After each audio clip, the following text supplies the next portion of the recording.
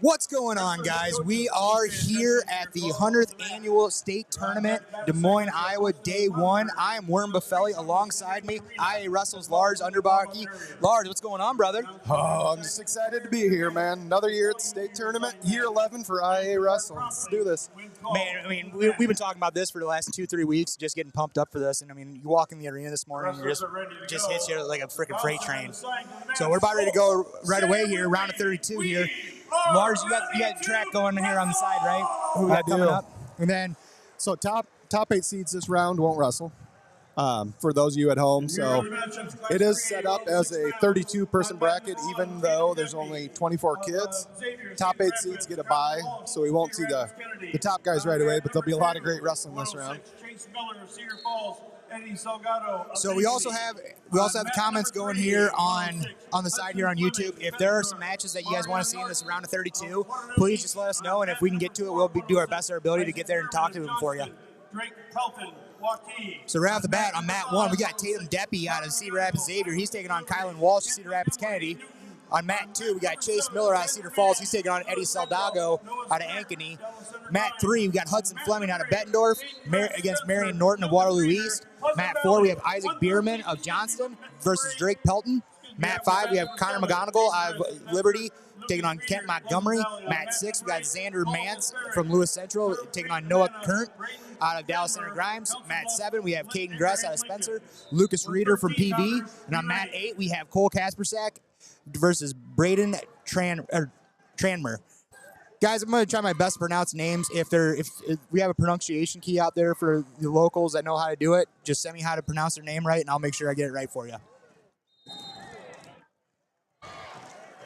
What are you most looking forward to here in Class 3A this week, Worm? I tell you what, man. I mean, you look at a team like Southeast Polk right now, who is locked in as all get out. I mean, they have 14 state qualifiers, and 13 of them are ranked in the top 3. I mean, I'm curious to see if they're going to be able to break the point record Waverly Shell Rock set in 2008 with 225. So that's kind of my big.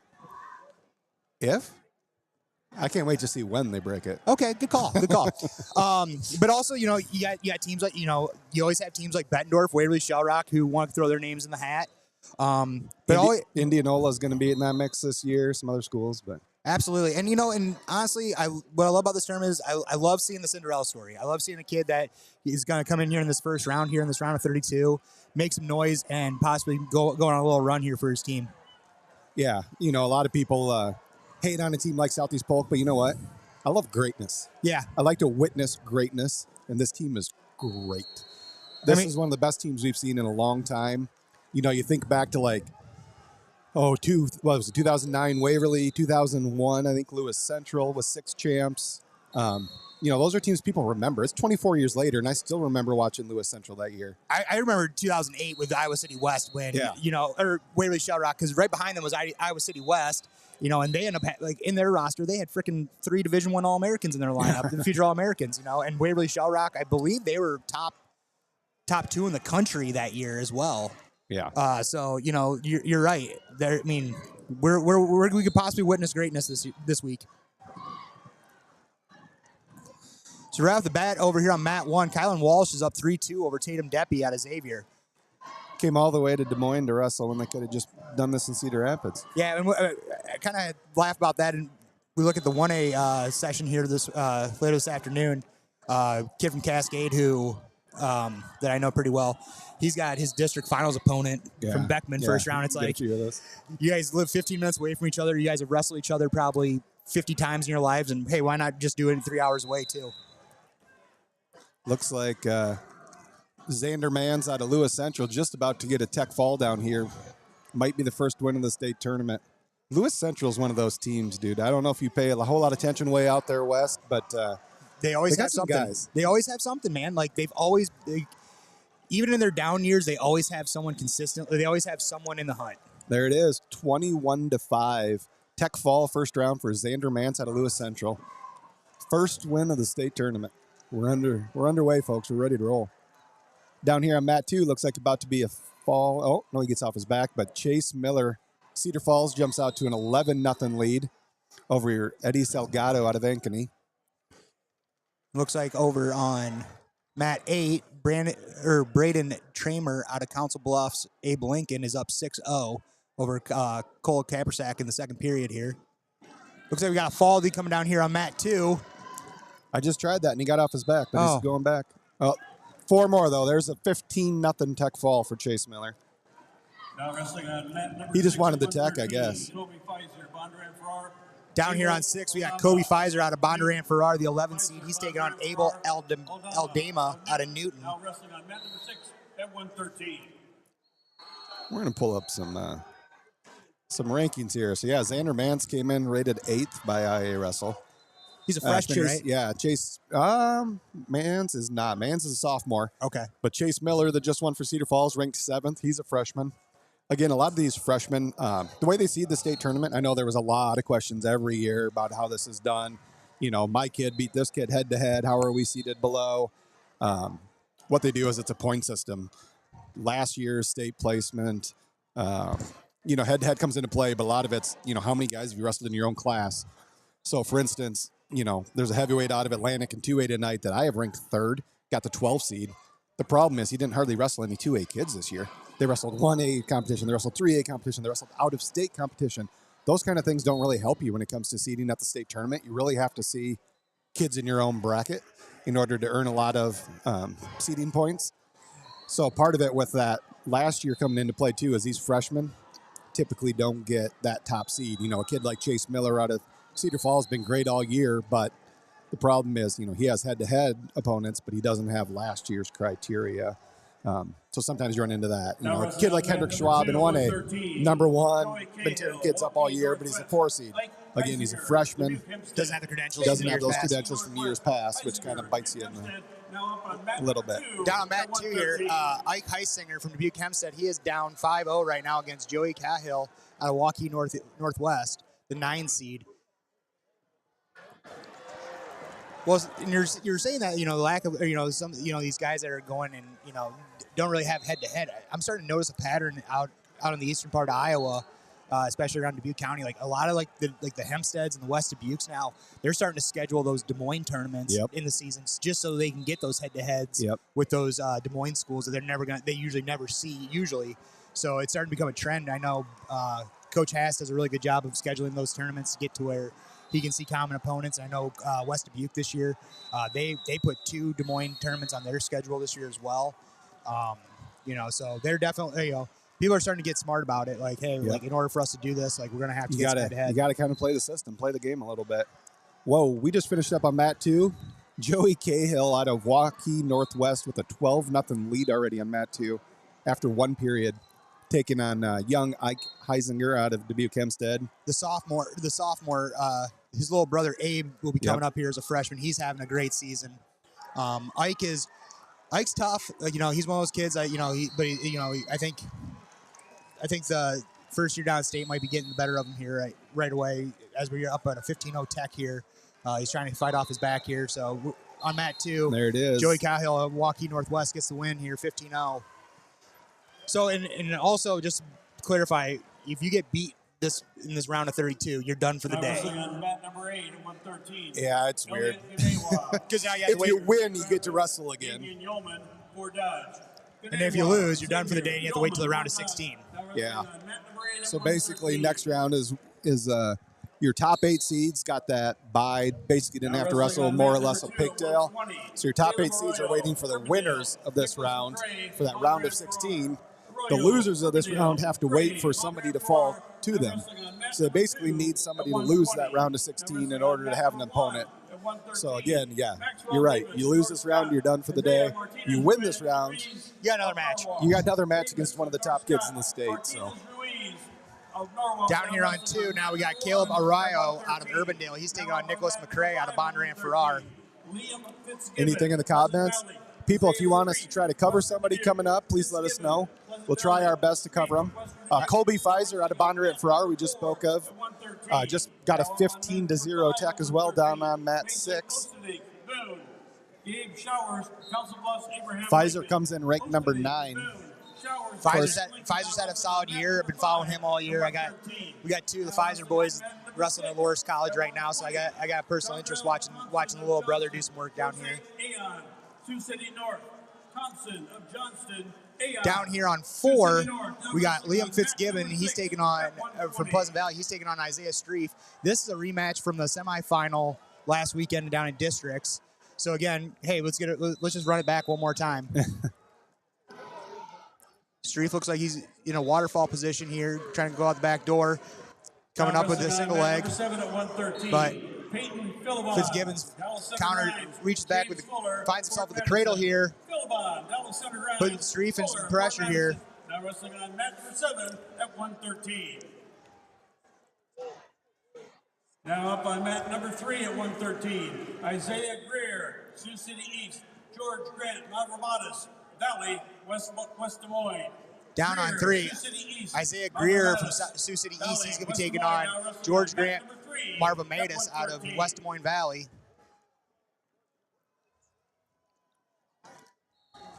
I tell you what, since Brett Whelan's taken over the Valley program, their singlet game has just stepped up big. You like those, huh? Got the little tiger print on the back. Yeah, I'll give Whelan a lot of credit here. When it comes to singlets, he always does a good job of, going after what college teams are. Like, this is a Missouri-inspired one, and I know he's got an Oklahoma State-inspired one. So, he keeps his eyes on college wrestling. What's cool for the kids. Yeah. A little shout out to West Des Moines Valley. Lost the great Dion Cobb last week. Been a coach there for a long time. Was an All-American, state champion, great wrestler, great guy. I know West Des Moines Valley's coming in with a lot to prove, wrestling for Dion this week. So down here on 4, we got Will Smith out of Linmar taking on Kane Keller out of Waverly Shell Rock. So first of our Waverly Shell Rock kids out here on the mat. Always a dominant program. We got Damian Yeoman out of Fort Dodge down on mat 8 as well. So a couple teams that we think will be fighting for a team trophy here. We talked about might be a little hard to catch Southeast Polk, but a lot to fight for, and you never know. Yeah, we can say that they're chasing greatness, but they also got to step on the mat and when the whistle blows and perform too.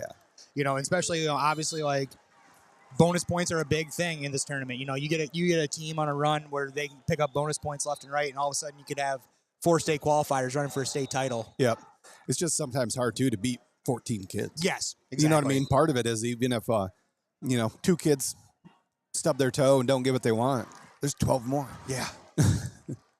A lot of these teams are coming in with 3, 4, 5 kids. You just can't compete with that. When you can bring an entire team down like that, like 10 is an awesome number, like with a lot of these schools. But then all of a sudden 14, it's like, no, you got the entire Army with you. Chandrell Thompson out of Johnston picks up a tech fall down on mat 6 now. We are rolling here, guys. We are already at. They actually are flipping the weights right above the period there, so it's hard to tell, but we're at about 126 pounds on some of these right here. So, again, there's only 8 matches at each weight, 8 mats, so it's going to go pretty fast this first round. You can go check out on IAwrestle. We have day 1 matches to watch. I think all of those are in that next round. Winners of these taking on the top 8 seeds, but there's going to be some phenomenal matches coming up right out the gate, day 1. Do we have those matches to watch coming up here, right? We do. Okay. We'll have a list ready when that round comes up. We'll kind of be trying to follow those as much as we can as well. So do you think this, this round of 32, these first round matches, do you think it benefits these kids? 'Cause some kids like to, definitely get a match in before, kind of before the tournament starts, if you will. So what's your opinion on it? I kind of think it depends on the kid. Yeah. To be perfectly honest, I think a lot of people do like that extra match. Again, you're only going to wrestle 2 matches in a day. It's not like it's a long tournament today. They got an extra pound, so most of them aren't fighting in weight. So I don't know that the second match really hurts you, right? Like, it's a good warm-up, it's whatever. But at the same time, I think these top kids, most of them have been here. Most of them experienced it. I'm not super worried about them not having that extra match because they got a good warm-up in. Their coaches have been here a million times. I think it depends on the kid, Someone just said that our comments aren't open. Oh. They said that, so we got to figure that out here because that is actually probably pretty important, isn't it? Yeah. We want to have comments. We want to hear from you guys. Let's see.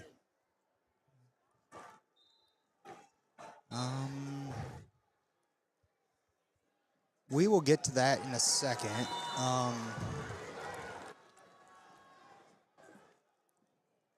Sorry about that, folks. We'll be working on it here.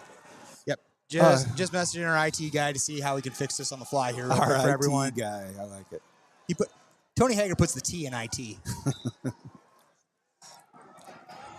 want to talk about a dude that's been locked in all week? Tony Hager, IAwrestle. You as well. You know, your guys' group, 11 years. You said covering the Iowa State tournament. You know, this is a group that I got joined into this past year, and man, I tell you what, like we have some dogs down here working for IAwrestle. So you guys see any IAwrestle people, you know, thank them for the coverage that they're providing. We got a whole bunch of them on the floor. We got a lot of people here this year. We'll have all kinds of photos, videos, updates, anything you can possibly imagine. Also got our boy Ross Bartachek holding it down back home. He'll be posting tons of article content. Make sure you book link the state hub. We'll have everything linked to the hub. I kind of go around the horn a little bit again here, reset everything. We're kind of mixed between 113, 120, 126 pounds, but Mat 1 right now, we got Maxwell Davis out of North Scott taking on Isaiah Martinez Ruiz out of Norwalk. Martinez Ruiz leads 11-8. Down there on Mat 2, Caleb Arroyo of Urbandale out to a 14-2 lead over Nicholas McRae out of Bondurant Farrar. Mat 3, we've got 0-0 just getting underway. Mitchell Murphy out of Dubuque Homestead and Dylan Backham out of Spencer. Mat 4, Kane Keller of Waverly Shell Rock with a 3-0 lead over Will Smith out of Linn-Mar. That's in the second period. Mat 5 right now, Gabe Showers, Council Bluffs, Abraham Lincoln. Actually just completes a tech fall over Mason Ostenink out of Boone. Down on Mat 6, we got a good match. Danny Cleveland, Sioux City East with a 10-7 lead over Blake Forrester of Dallas Center Grimes in the second period. Down there on Mat 7, James Fuller of Fort Madison with an 8-7 lead over Peyton Philivon out of Dallas Center Grimes as well. And down on Mat 8, Elliot. Ooh, that's a fun one. Elliot Gnuwich out of Cedar Rapids Xavier is leading Damian Yeoman out of Fort Dodge 14-7, and that match just went finals. So big win out of Cedar Rapids Xavier down there on Mat 8. McKenna, Western Dubuque, Schultz of Valley West Des Moines now wrestling on mat number 6 at 126. Now wrestling on mat number 5. At 120. Got Andrew Rowland out of Ankeny Centennial just came out on Mat 2. He's already got his opponent on his back. We're 30 seconds in. Down on 3, Mitchell Murphy is up 6-1 right now. Murphy, a returning state placer from 2023, lost in the blood round last year.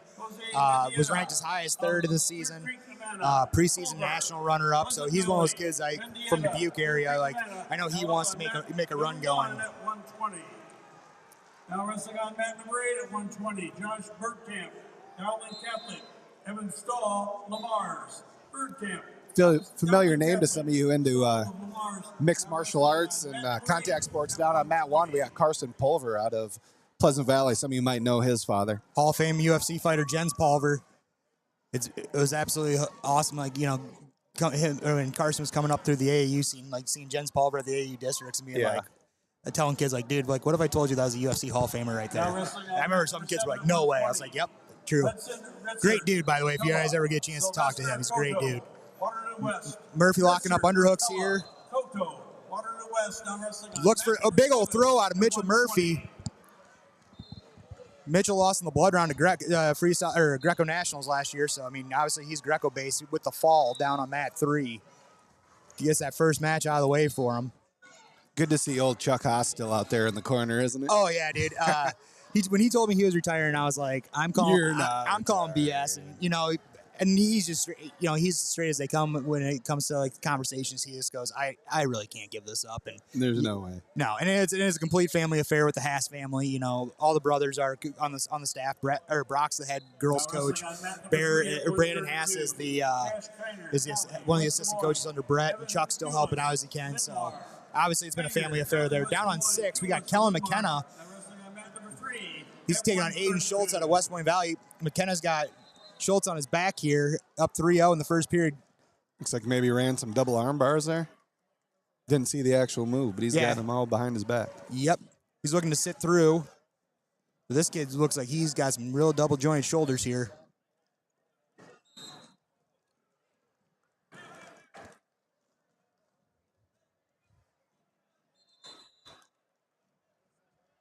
Got our, I believe, first kid out of Waterloo West down there in Mat 7. Good to see Waterloo West, Waterloo East, some of those storied programs with that rich tradition. Haven't been as powerful lately, but good to see some of those kids out here. I give a lot of credit to Chris Timms out of Waterloo East, man. He is putting in so much work to make Waterloo East wrestling relevant again. He's doing a great job.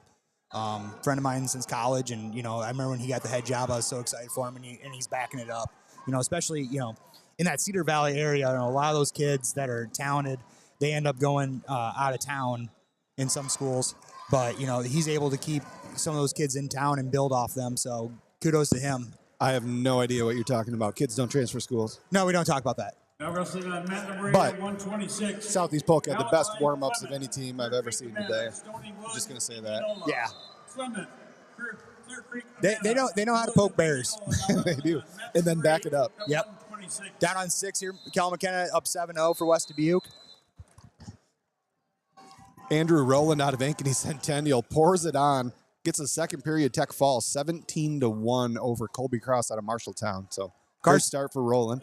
Tied up here on mat 1, Carson Pulver and Jose Mendita out of Clear Creek Amana 6-6 with about a minute left here in the second. Clear Creek's got a busy round. They're also down there in mat 8. Got Malachi Clement out of Clear Creek taking on Stony Wood out of Indianola.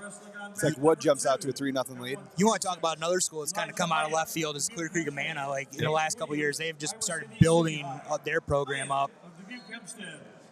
Another coach that just isn't going to give it up anytime soon. Brad Smith. I swear he's like the Godfather. As soon as they bring him out, they pull him right back in. Yep. Kind of crazy. I was at the Solent tournament this year, and you're watching Brad Smith coach against Lisbon. It's kind of a sight to see, but just great to see him out in the corner. I know he's still loving it, still enjoying it. Oh, absolutely. And he's probably forgotten more about the sport of wrestling than most of us actually ever know about it. Down on 2, we got fresh match here. Elijah Hyatt out of Dubuque Hempstead. He's taking on Chase William out of City High. This is also a district rematch. I believe Hyatt was the one that came out on top there.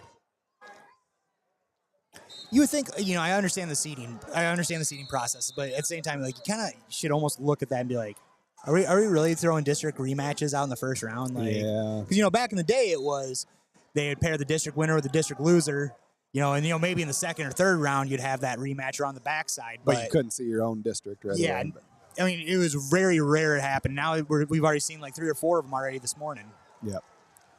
But at the same time, people have wanted a seeding criteria for the state tournament for many years, and we finally have it, and it's a good way to do it, so can't have it all. It's probably an improved system. There's always twerks and things they can do to try to make it better.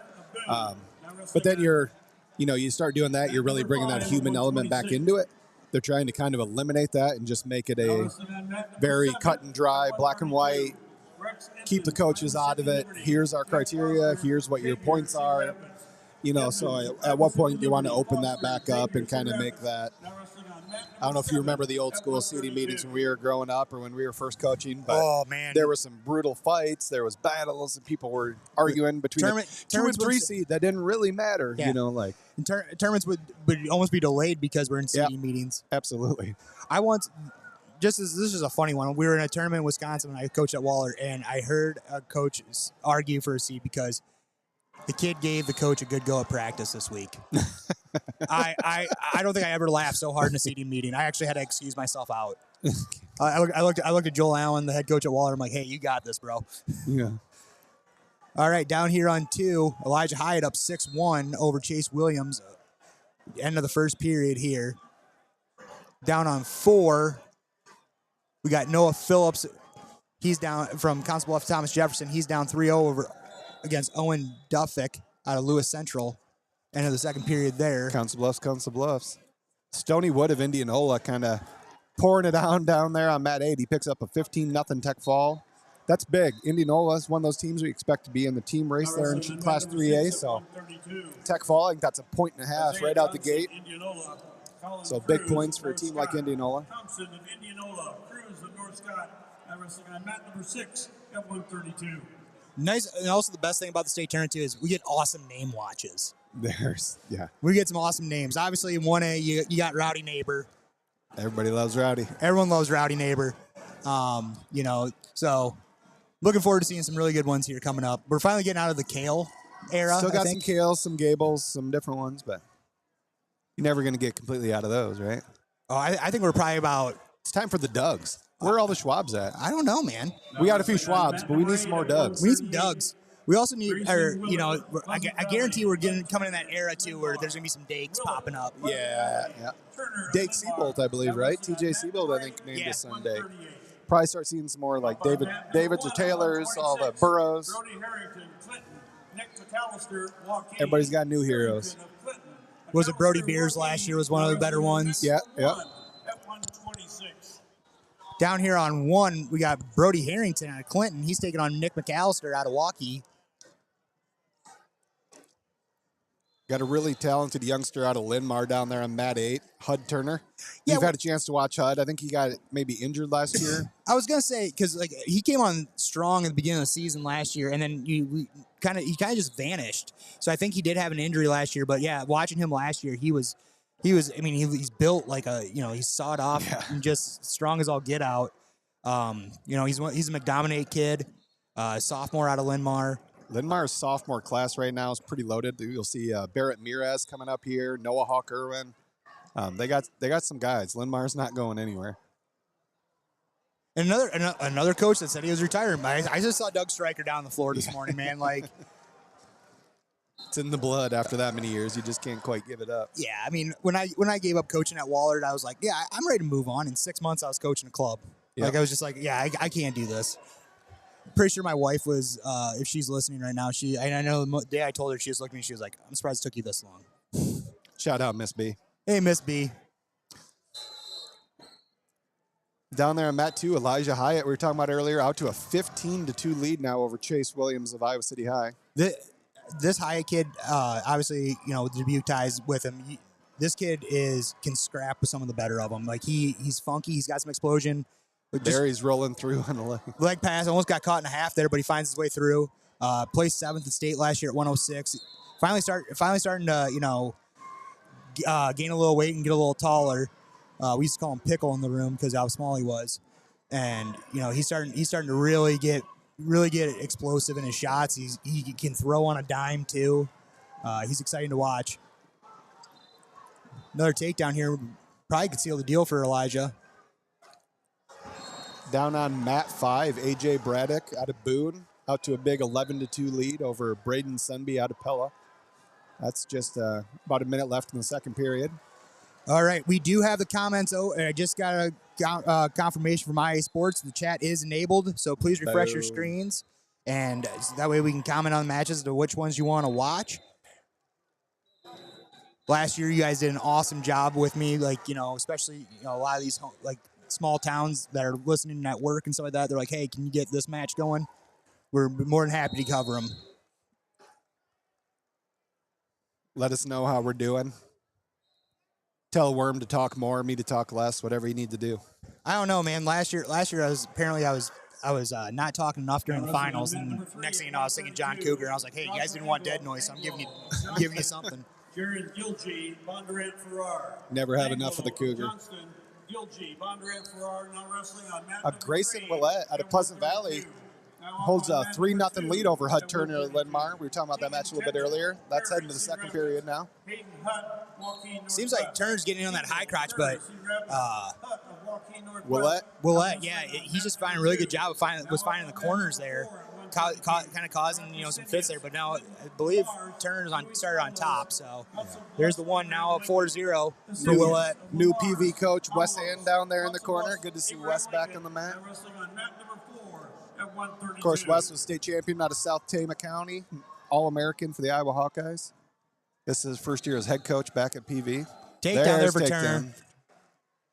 He was also assistant coach at Virginia Tech. He was coach at the Hawkeyes. I mean, the guy knows his wrestling. Down on mat 6, we got Isaiah Thompson out of Indianola now, out to a 7-2 lead over Colin Cruz out of North Scott. Of course, Indianola, like we said earlier, is going to be one of those teams we keep an eye on, just as well as Waukee Northwest, dynamite freshman Hayden Hutt out of Waukee Northwest. Down here on mat 2, he's got a 7-0 lead over Tegan Kendall of Cedar Rapids Prairie.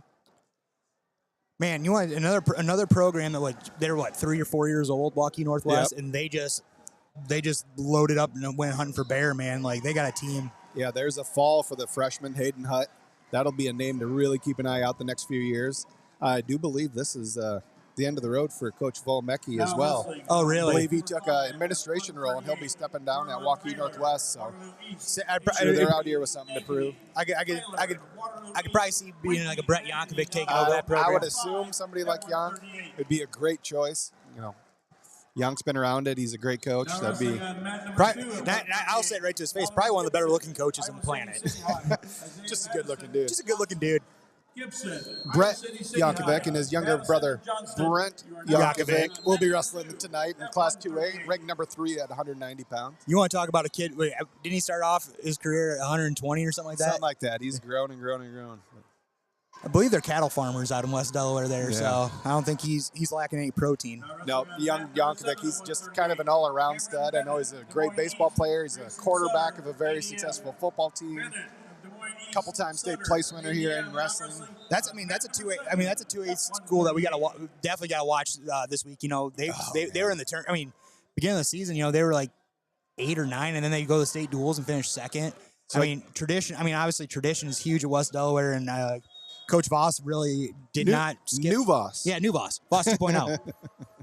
Hydrated Voss. There's another one, though, still hanging around. Old Coach Jeff Voss still hanging around, helping out Jake. You know what, though? Honestly, like, I would love if my dad was a coach for that long too. I would love to have him still on my staff if I took just over. Helping you out. Yeah. Just because then you can pick a brain of someone that's been and on top of it, been successful at the level. Yeah. You know, very few coaches were as successful as Jeff Voss. Yep.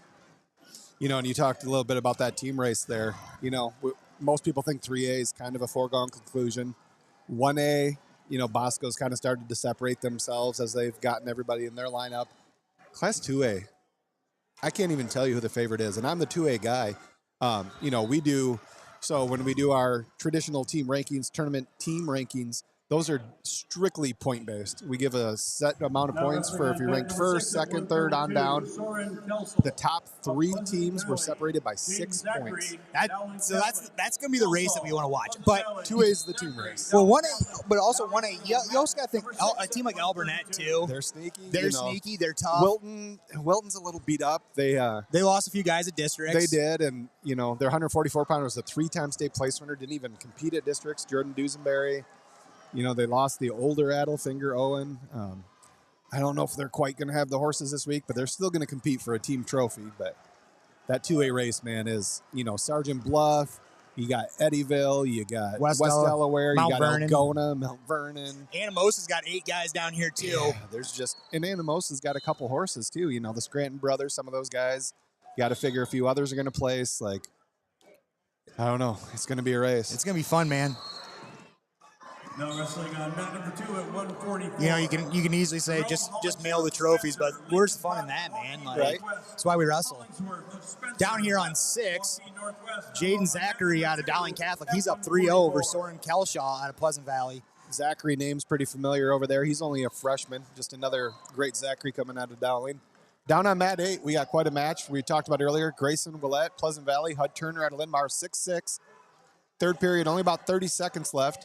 I think they were on their feet. I think Turner's close. There it is. There's a 3-point takedown for Hud Turner. Oh, that was actually overtime. Yeah. That was an overtime match. So Hud Turner from Linn-Mar. Gets that first state win out of his belt right there. Yep. Willett had an early lead, but Turner, you know, we talked about the young sophomore able to come back.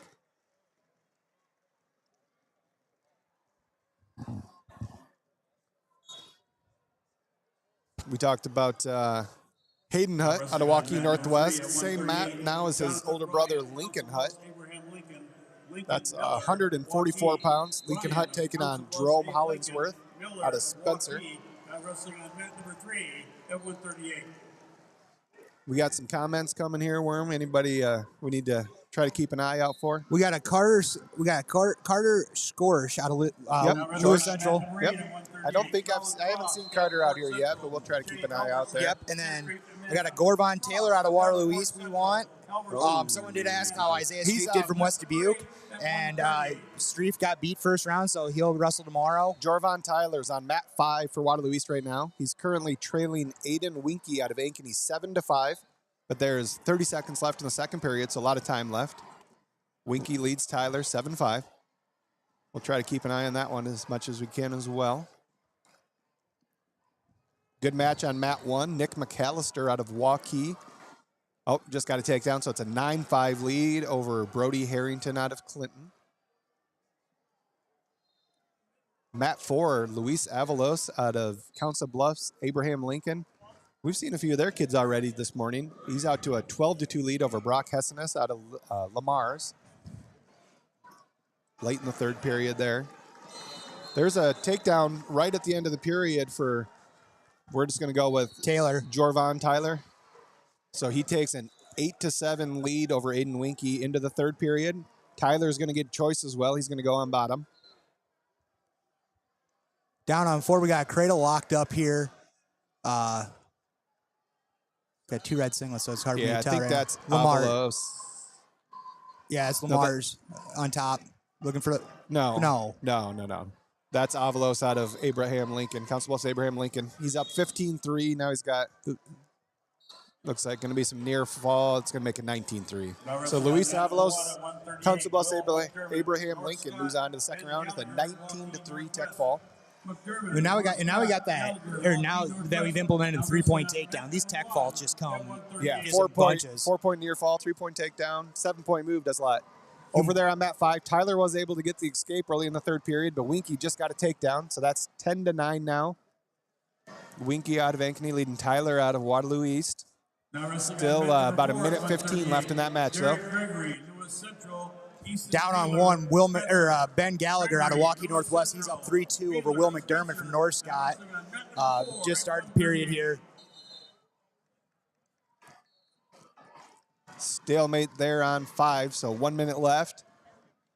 You know, and Winky leads Tyler 10-9. They're going to reset. Tyler on bottom. Another thing that we don't, this first round we're not going to really see it, but we're all here for the upsets, especially in this first, that first round of 16. That's always good for 1 or 2 big upsets in the first round. For sure. Like I said, you got to love an underdog story. Some of these kids come in here with something to prove. Winky putting a real hard ride on Tyler right now. He's got him flattened out. He's got the legs in. 40 seconds left. Winky leads Tyler 10-9. But there's going to be stalling. They're going to call stalling on Winky on top. Saying he's just riding those hips, not getting out to the side. So, oh, wait. Didn't he? Oh, they called it on Tyler. Wow. They called oh, no. Maybe the scoreboard was, no, they took it away. They tried giving a point. They took it away. I think it was on Winky. So it's still 10-9 as they reset, but there's only 25 seconds left. 10-9 Winky. Tyler's got to come up to his feet here. He's trying to fight for hands, but Winky's been riding real hard here. 12 seconds. Now wrestling on mat number 2, 150-pounders. Still got Tyler pretty flat, so it looks like that's going to be the final. There it is. Aiden Winky out of Ankeny with a 10-9 win over Gorvon Tyler out of Waterloo East. Down on 2, 150 pounds already. We got Brady Jennings out of Clinton. He's taking on Hunter Richardson out of Fort Dodge. Tell you what, Clinton's not always known for the wrestling, but they got 144, 150 here. They got a couple of studs right there in the middle that are going to make some noise this week. You know, in the past, though, you think of the talent that Clinton has produced, guys like Byron Tate, guys like Ben Boothby, they always have a couple good guys, and, it's good to see Clinton, have a couple guys in the middleweights starting to pick it up here for Clinton. Down on two right now. Jennings off to a 3-0 lead right now over Richardson of Fort Dodge. I haven't really been following. Is Fort Dodge in this 3A race? yes and no. They're in the mix. They could make a run here. Obviously, you got Drayshawn Ross, you got Coy Davidson. You're going to score some points right out the gate. But they're going to need some of these other guys to really step up to really fight for that team trophy. I tell you what, man. I mean, the story of the year so far, Drayshawn Ross committed to Oklahoma State. Sucks that we're losing one of the better talents to Oklahoma State, but at the same time, hey, man, you go south and make something of yourself. Yeah, and we got Jake Knight going to Oklahoma as well, so a lot of Iowa talent heading down south. Down here on 6, we got a close one here. 5 seconds left. 7-6. Time runs out. 7-6. It looks like Soren Kelsel takes the match from Jaden Zachary 7-6 in this first round here. We got somebody asking about a result here. Is Colin Frost wrestled? Let me take a look here. I believe I saw him out there, but let me look if I can find a result. At 150.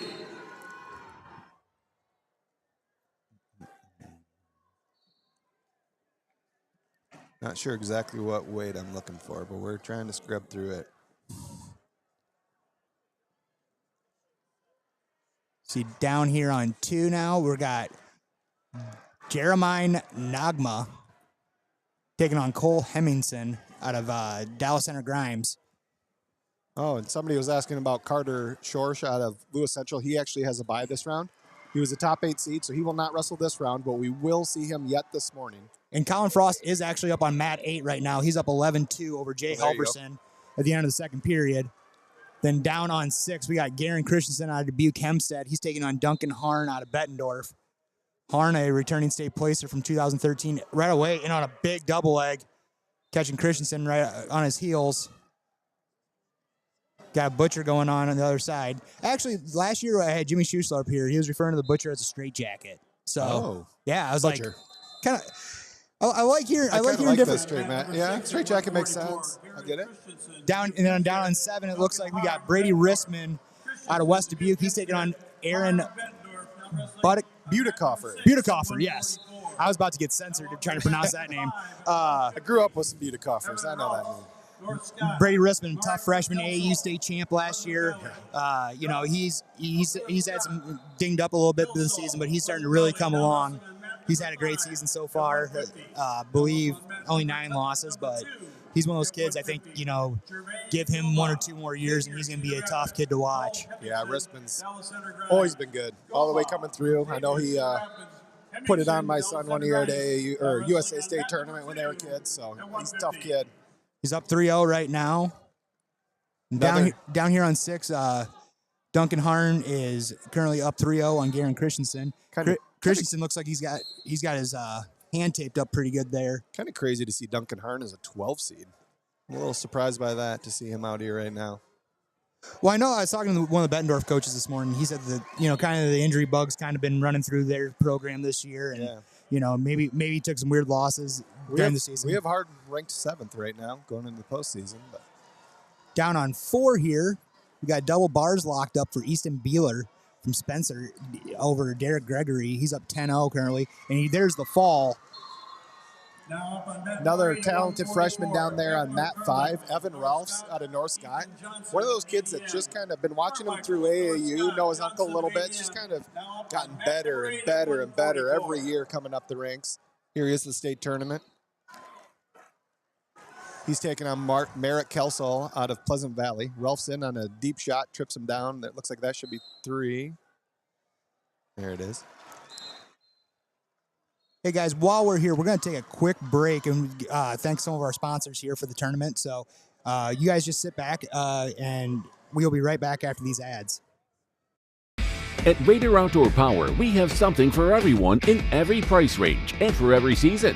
We're your #1 source in the Tri-States for lawn and garden equipment, snow equipment, handheld equipment, tractors, gators, grills, and utility vehicles.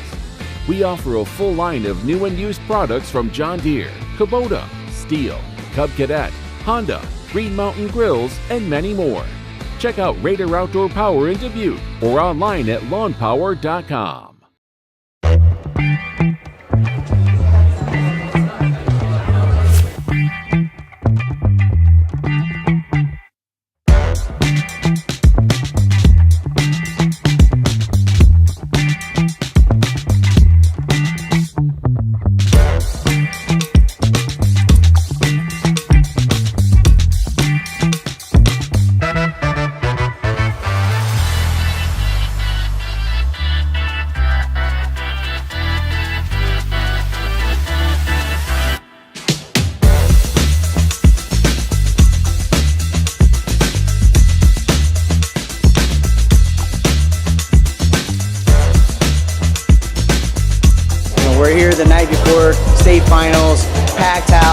talking wrestling over a cold beer.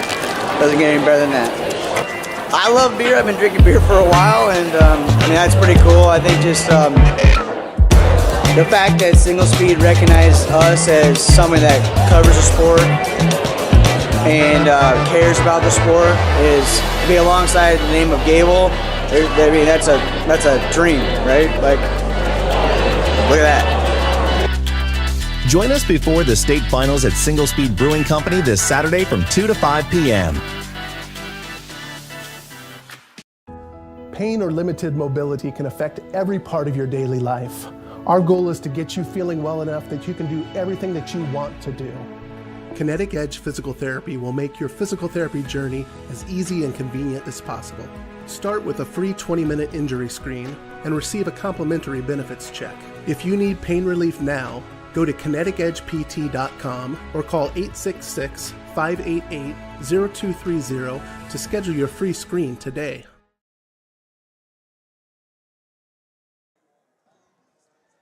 And we are back. Thank you so much to our sponsors, Raider Outdoor Power, Single Speed, and Connect Edge. Raider Outdoor Power sponsoring the audio stream here. We can't thank them enough. Big wrestling supporters. Steve Raider, coach of Bellevue, one of the coaches at Bellevue High School. You'll see in the 1A session here today. So we got to thank Raider Outdoor Power for their contributions to IAwrestle. Absolutely. Also talked about Single Speed there. Saw some video of last year's 10-year social. 10-year social / reveal of the IAwrestle Gable can. We're going to be back this year, Saturday, in between sessions. We'll be back at Single Speed. You'll see Team IAwrestle there. Hopefully Dan Gable will be in the house. Got some new cans this year, so.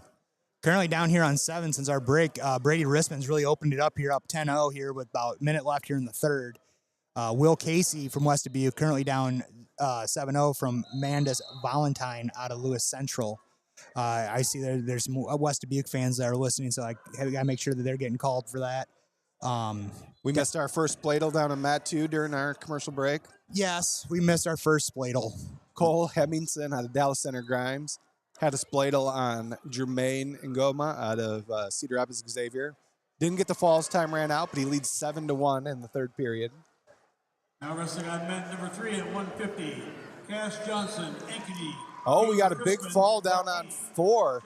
Brady Clays out of Ankeny was trailing Kale LeMaster out of Cedar Rapids Xavier, but Clays comes up with the fall. Big points for Ankeny. That's what I love about the state tournament, man. All it takes is one.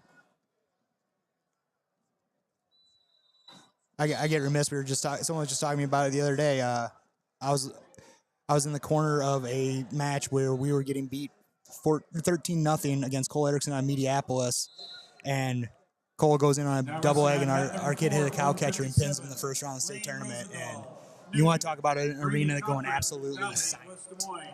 Rosendahl of Newton, Cochran of Valley, West Des Moines, now wrestling on mat number 4 at 157. And obviously, like the upset of the tournament last year, Max Magana going down to, was it Jackson? No, it was Asa Hempstead. Asa Hempstead.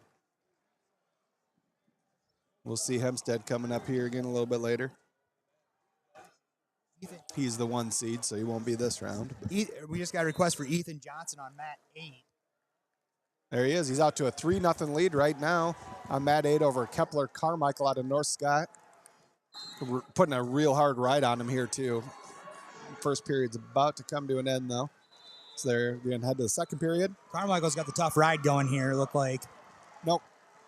Down on 8, yeah. Oh, yeah, that was second period, so it's going to the third now. Owen Gilbert, Johnson, You're right, my bad. Adrian Perez Hall, Burlington.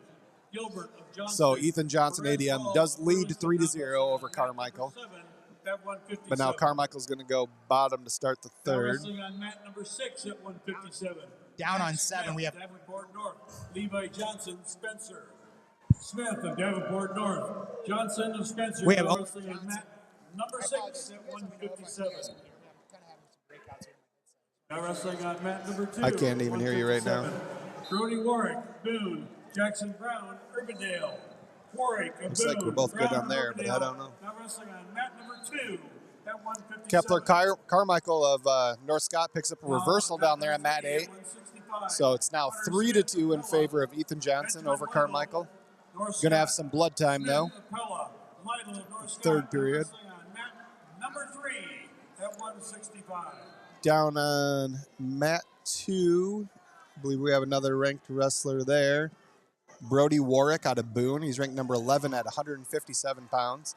Out to an early 3-0 lead over Jackson Brown out of Urbandale. Hopefully Jackson Brown's running down a dream this week. No musical reference left unturned. Wait, actually, that was a Tom Petty song. My bad. Yeah. Down on mat 5, we talked about Evan Ralphs out of North Scott. He just picks up a 4-3 win over Merrick Keltsall out of Pleasant Valley for round 1. So Ralph's moving on.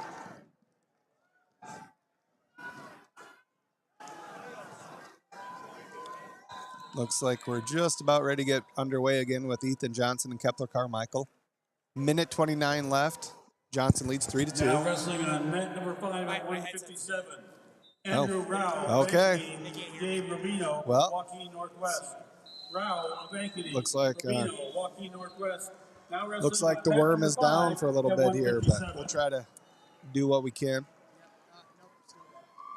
So we're gonna go around the horn just a little bit here.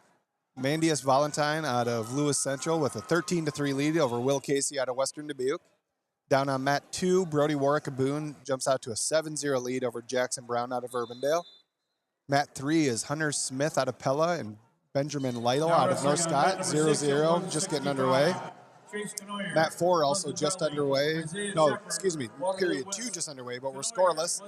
Lane Rosendahl out of Newton taking on Brady Cochran out of West Des Moines Valley. Down on, I think I'm back. Yeah, I hear you now. Mat 5, we got Gabe Rubino out of Joaquin Northwest with a 3-0 lead over Andrew Rao out of Ankeny. Mat 6 is scoreless. Chase Cornoyer out of Pleasant Valley taking on Isaiah Shepard out of Waterloo West. Mat 7 is 4-4 between Owen Gilbert of Johnston and Adrian Perez Hall out of Burlington. And down there on mat 8, Ethan Johnson was able to get an escape, so he now leads Kepler Carmichael out of North Scott 4-2 with about 35 seconds left in that match. We'll try to keep an eye on there. They're going up top here. A little bit of a throw. Looks like Johnson's in a favorite position. There it is. There's 3 on 7. Yep, Ethan Johnson now leads 7-2 with only 20 seconds left in that match. Down on 6 here. We're just starting off here. I think I'm back. Yep. We got Chase Cornoyer out of Pleasant Valley taking on Isaiah Shepard of Waterloo West.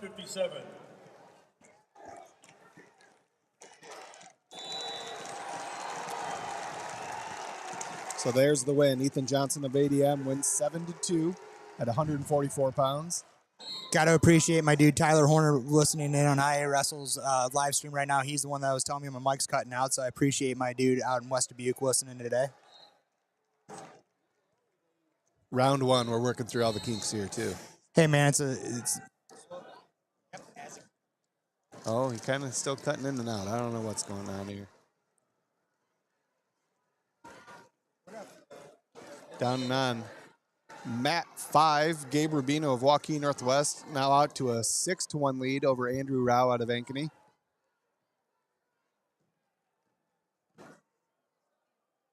New match down on mat 8 now is Wyatt Hine out of Spencer taking on Laith Alauna out of Iowa City High. Trying to see it. Still not working. Okay. We're going to try our best here, guys. Luckily, I got Lars here. I don't have you in the audio here, Worm. Mat 2, Riley Brown out of Fort Dodge. Built an early 7-2 lead over Ben Howie out of Clear Creek and Manna, but there's Howie with a reversal to his back. Oh, just like that, it goes back the other way. Riley Brown rolls him through. Now he's got Howie on his back. There's the fall. So Howie threatened him there for a second, put him on his back, but Brown able to just roll him right through and get the fall. So Riley Brown of Fort Dodge moving on.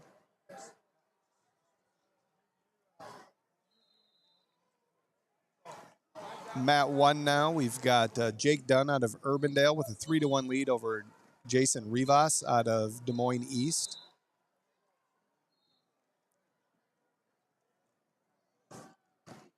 Oh, you're kind of coming in and out. I don't know what's going on. Okay. Is this working? Do we have him? No. Do we have another headset anywhere? Nothing. Now wrestling on mat number 2, 175. Great match going on down Will on Whalen, 7. Indianola, Adrian BC Perez McCoy, Hall of Burlington with a Dubuque 10-9 Hempstead. lead over Owen Whalen, Gilbert out of Indianola, Johnston. McCoy, Dubuque Hempstead. Now wrestling on mat number 2. That's at the end of the second period, 10-9.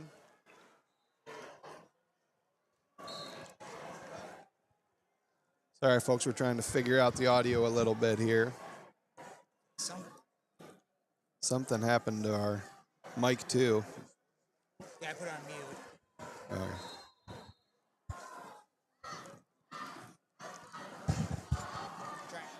Trying to see again. I don't got you right now. There's nothing. Sorry about that. Everybody, we're trying our best here to get the worm back up and running. Need him to carry me here. Down on mat 4, we're late in the match. It's a 4-0 lead for Lane Rosendahl out of Newton over Brady Cochran out of West Des Moines Valley. Only 20 seconds left in that match. Rosendahl putting on a good ride.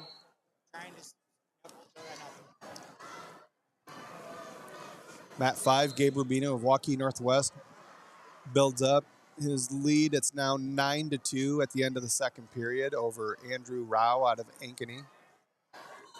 Mat 7, Adrian Perez Hall of Burlington extends his lead to 13-9 here in the third period. We'll look around here. Mat 1, brand new match after that fall. We got Will Whalen out of Indianola taking on Pace McCoy out of Dubuque Hempstead. Just underway, 14 seconds into that one. So there's the win for Rosendahl out of Newton down on mat 4, Lane Rosendahl.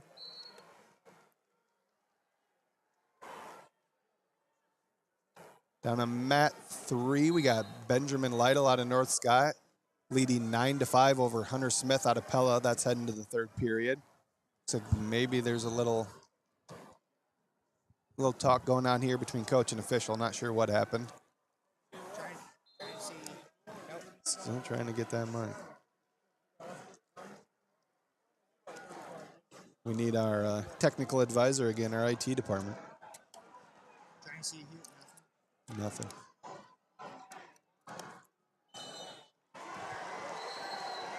Still trying. I still don't have you. Trying to get this other mic back up and running here, folks.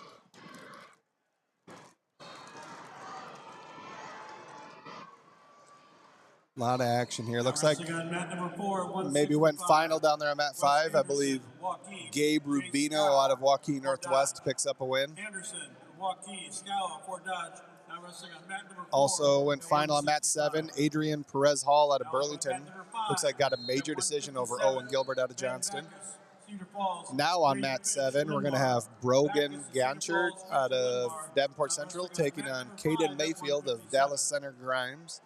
And our new match on mat 5 is Ben Backus out of Cedar Falls taking on Braden Fish out of Linmar. Another one of those young Linmar wrestlers. Ganchert, Davenport Central, Mayfield, Dallas Center Grimes, now wrestling on mat number 7 at 157. Somebody's asking about Norton at 106 if he wrestled that first round. Give me just a second here. We'll look that one up for you. Again, please let us know out there if there's anything anybody coming up you're really looking forward to. We'll try our best to keep up to date. Marion Norton, Waterloo East, did win 10-5 over Hudson Fleming out of Bettendorf there in round 1. So Marion will wrestle again this morning. Again, anybody who wins this morning will wrestle again against one of those top 8 seeds that got that first round bye. Lose this round, you're done for the day. You'll come back and wrestle your consolation tomorrow. Another good match coming out on mat 4. AJ Pontier out of Indianola. Very tough wrestler for Indianola. Kind of a little bit surprised to see him out here this early as well. He is currently, we have him ranked 8th. IAwrestle has him ranked 8th at 165 pounds. There you are, buddy. We're back, baby. We're back. Shout out to KIOW down the floor there with an extra headset. So nice. Appreciate them. So we'll get that back. Now wrestling on mat number 1 at 165. Oliver Gray, So Urbandale. Pontier Bryce out of Williams, Indianola Rocky taking on Northwest. the freshman Marshall Gray, Sheldon Riverdale. out of Williams, Iowa City Walkie City High. Northwest. Sheldon is On a mat number AAU 1 state at champion 165. in his youth Now days, wrestling but on mat number 7 freshman at the 165 165 pounds in the Amy state Scott, tournament, taking on the Clear number Creek, 8 kid first round. That's no easy task Yeah, here. especially in 3A, man. I mean, that's just one of those dog fights right away. Clear Creek, Amanda. McNamara, Mat Xavier 2, Rapids. Indianola, Now one of those wrestling teams we're mat keeping an number eye 7 on. Will at Whalen out of 165. Indianola out to an 8-0 lead over Pace McCoy out of Dubuque Now up on Hempstead. mat That's in number the 3 at second period. 165. Macklin Penner, Western Dubuque. Shannon Hughes, Bettendorf. Mat 5, we got Penner, Ben Western Backus out of Dubuque. Cedar Falls Hughes with a of Bettendorf. 7-2 lead Now over wrestling on Braden mat Fish number out of 3 Linmar. at 165. Got a new match on Mat 7. That's Aiden Schrock out of Clear Creek, Amana, taking on Merrick McNamara out of Cedar Rapids and Xavier. Iowa City, City High. Quick story on Macklin Penner. He's kind of missed most of the season Yeah, he here. is. He's dealt with some concussion issues, but obviously he decided to wrestle through. Not wrestle through, but doctors cleared him to go. So hopefully we see how he wrestles this week down here. I know it's kind of been a lingering thing, but he's trying to jump out right away to it. Yeah, Macklin's a dog, man. You want to talk about talented freshmen coming up. That's one of those guys to keep an eye on over the next few years. Again, 100%. At a bigger weight, still, he was able to. He's a football stud. His Dad's football coach, right? Yeah, the head football coach at West Dubuque. Real big into wrestling, big wrestling guy. Down on 6, we got David Thyssen out of West Dubuque. He's taking on Mason Tilley out of City High. MVC matchup here.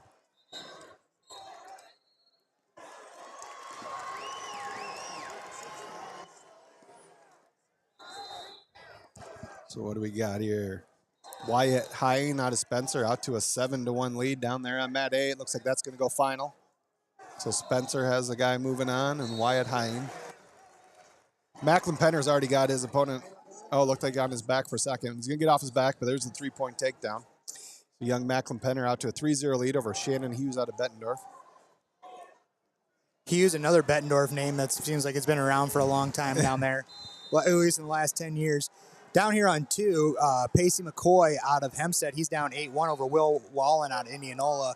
Thing about Pacey, though, is he can drop kids on a dime. He's been known to come back matches. He's kind of got a weird gas tank to him. Now wrestling on mat number 8 at 165. A weird gas tank. You don't hear that one every day. Yeah, what's that? A weird gas tank? Weird gas tank. Yeah. Hand of Ankeny Centennial. Now wrestling on mat number 8 at 165. Well, it just seems like, I mean, there's been a couple matches this year I've seen, like, especially like in the Hempstead West Dubuque County Clash this year. At the end of the first period, he's down 14-0. Rallies back and wins in overtime. Oh, jeez. You want to talk about just breaking. He just broke his opponent and just outpaced him. And it looked like in the end of the first period, too. Like, it looked like Pacey was gassed, too. And then all of a sudden it was like, nope, found a second gear. Pacey outpaced him. Yeah. Ooh, that's a good one. I like it. Oh, I like that, too. Put it on a T-shirt. Put it on a T-shirt. That might be my slogan this week. Just put it on a T-shirt. I like it. These kids can get NILs now, so might as well. We got a reversal here for Thyssen, up 5-0. Could we put LEOFEE on our T-shirts? I guess. I mean, I'm learning about that acronym right now, and it's hilarious. Welcome to Team IAwrestle. Let's do this. A little blood time there between McCoy and Whalen down on mat 2. But Whalen is out to a 12-1 lead. Over on mat 3, Macklin Penner, the freshman we talked about out of Western Dubuque, is up 6-0 now on Shannon Hughes, and he's got 3 more. That's at 3 more near fall, so 9-0 now for Penner. Mat 4, AJ Pontier out of Indianola builds a 9-1 lead over Marshall Sheldon, out of Iowa City High.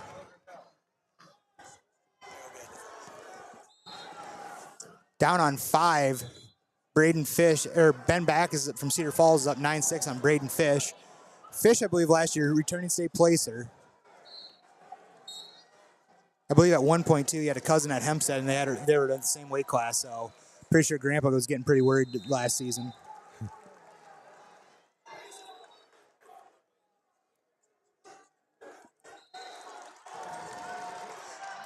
Ankeny Centennial, another one of those teams that could be in some contention for a team trophy this week. We haven't seen much of them, but down on mat 8 right now, they have Jacob Hand out of Ankeny Centennial with a 3-1 lead over Cohen Roth out of Spencer.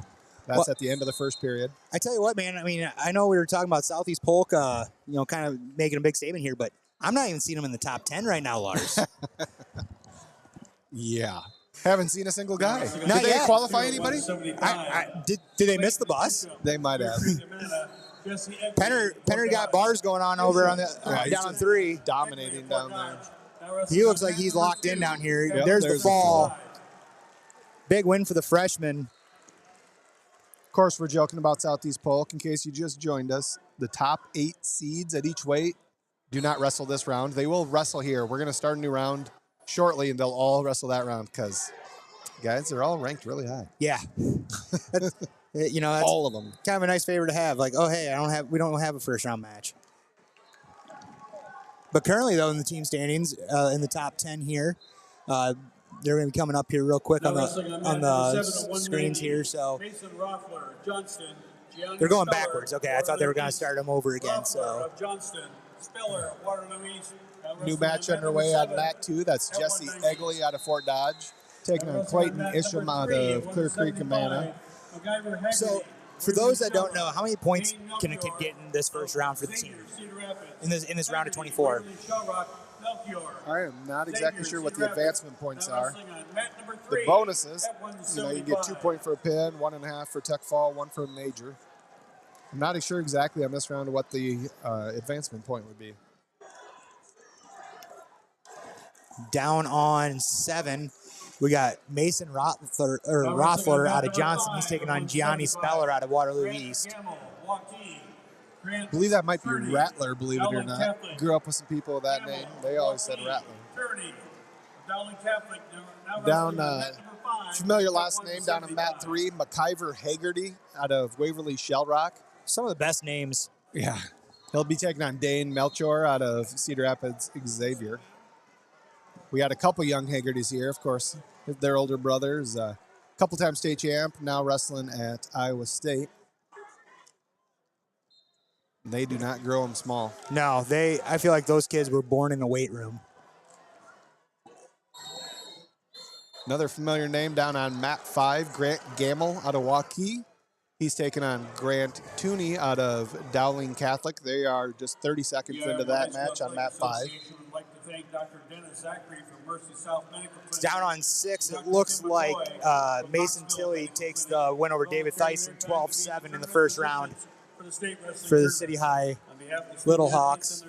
AJ Portier picks up a win for Indianola. Beats Marshall Sheldon out of City High on mat 4. So we'll have a couple new matches coming out there. Mat 4, we're going to have John Hatchett out of ADM taking on Caleb Brewer out of Lamar's. Caleb Brewer, Lamar's. Hatchet, ADM, Brewer, we got, Lamar's. Doesn't look like they've quite finished the match on 6. There we go. Jackson Winky out of Ames is going to be taking on Cohen Dighton. We're going to go with out of Council Bluffs, Abraham Lincoln. I'll take that. Yeah, Dighton. Yeah. Logan Bruxford of Pella. Mat 1 now just got underway. Chance Chappell out of Lewis Central, Council Bluffs, taking on Logan Bruxford out of Pella. And Bruxford's immediately got him on his back. That didn't even take him 5 seconds. All right, team race right now at the end of this first round here. As we're at 175 pounds on some of the mats. Dubuque Hempstead in 10th place with 7.5 points. 9th place, Waukee, 8 points. They could move this a little faster. Here we go. Okay, here we go. I got him over here. Waukee Northwest in the 1 spot right now, 19.5. Council Bluffs, Lewis Central, 14. Pleasant Valley, 14. Johnston in 4th place with 13 points. Ankeny with 10. Urbandale with 9.5 at 6th. Dowling Catholic at 8. Waukee at 7 with 8. Hempstead at 9. Southeast Polk, nowhere to be found. I know. Tragic. Cinderella story is turning midnight for the Rams. Down on 1. Logan down here on 7. We got a cow lead. catcher move going on here. Oh, nice. We're looking for it. That's got some near falls. Speller out of Waterloo East. Got himself up a 7-0 lead here at the end of the first period. Leading Mason Rattler. We're going to go with out of Johnston. Down on 1, Bruxford out to a 10-1 lead. And on mat 2, it's going to be 10-1 as well for Jesse Egley out of Fort Dodge.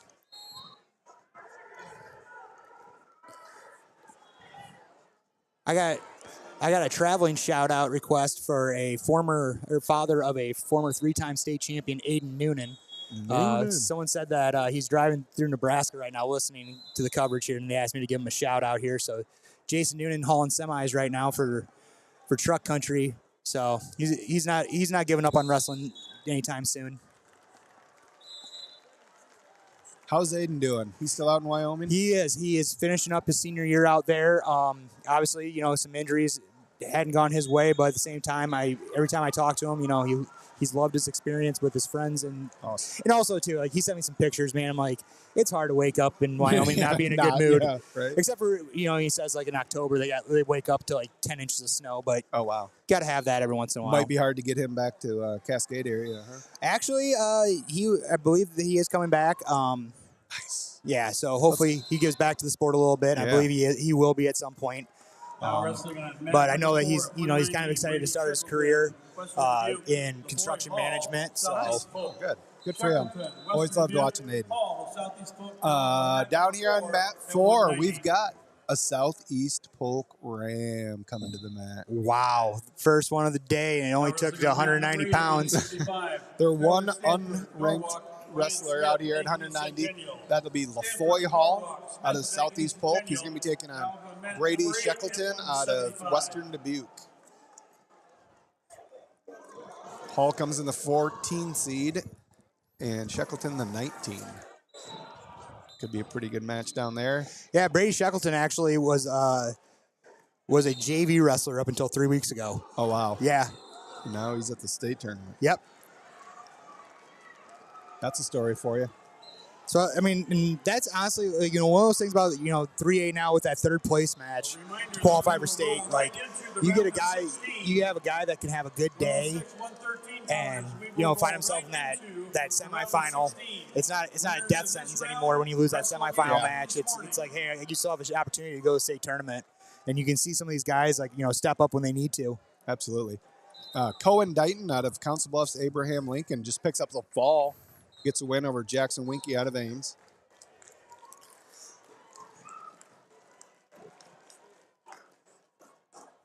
So down here on 5. So are walkie sticklets golden black or golden purple? Golden purple, I believe. Okay, those are sick. That's Grant Gamble. We talked about a little bit earlier. Gamble is tied 1-1 with Grant Tooney out of Dowling Catholic, and they're in the third period there.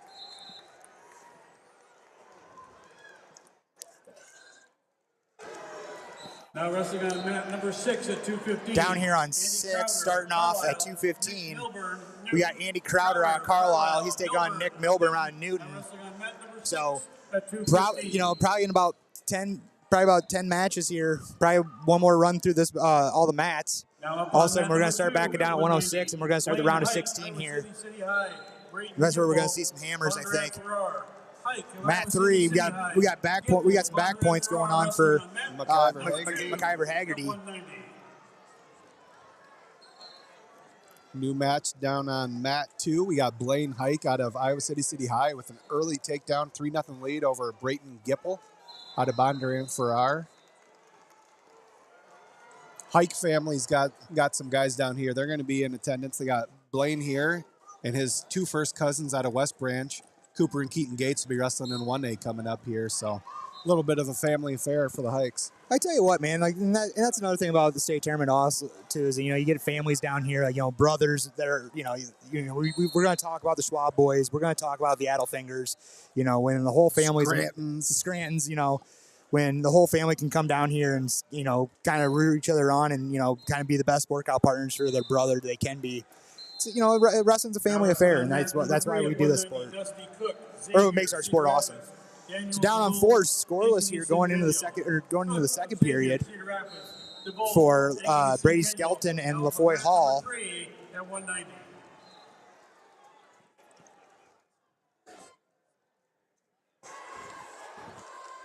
New match on mat 3. We got Dusty Cook out of Cedar Rapids Xavier taking on Daniel DeBalt out of Ankeny Centennial. Seems like Xavier showed up with a handful of guys. They got a bunch this round here, don't they? Down on mat 7, I know we got some Waterloo East fans. We got Gianni Speller with a 9-1 lead over Mason Rattler out of Johnston. That's in the third period. And we're heading to overtime on mat 5. Grant Gamble of Waukee, Grant Tooney out of Dowling Catholic. They are 1-1 after regulation, just starting overtime down there. Brady Shackleton with the escape. He's got a 1-0 lead over LaFoy Hall of Southeast Polk. That's early in the second period.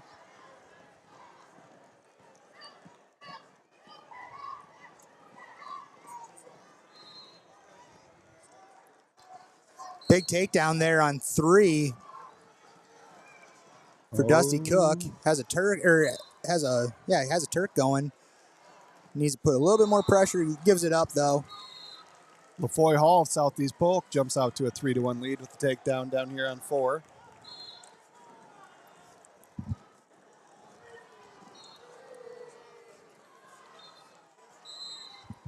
Mat 2, we're tied 4-4. Blaine Hike, City High, Brayton Gipple out of Bondurant Ferrars ahead of the second period. Down on 2 here, tied up here, start of the second period. I just said that. Oh, man, sorry. A lot of mats going, Hike and guys. Gipple, a lot going on. Still 1-1 after the first overtime down there on mat 5. I'm about half tempted to crack open this other energy drink, but I'm still rocking from the first one this morning, so I don't know if we're ready for that yet. Down on 7, everything you just talked about it, LaFoy Hall gets a 15-2 win. No. Oh. LaFoy Hall is wrestling on mat 4. Not LaFoy Hall. God dang it. Gianni Lock Speller. in. I got to lock in, dude. Gianni Speller, Waterloo East with the 15-2 win. Yeah, sorry. Down on mat 4, LaFoy Hall, Southeast Polk with a 3-2 lead over Brady Shackleton of Western Dubuque. Now's the time that I kind of wish my mic would cut out. We're just throwing you all over the place here. Still in overtime down there on 5. Tooney got the choice first, took down, got the escape. Now they're going to go to the next overtime. Yep. Tooney almost finished his shot, but not quite. So now it's Gamble's choice. Trailing 2-1. He's going to go down as well. I gotta give another shout out to Tim Albright from Waverly. This dude's been a ride or die for the last 2 years on our streams. He did a great job last year helping out. Let me know what matches to watch.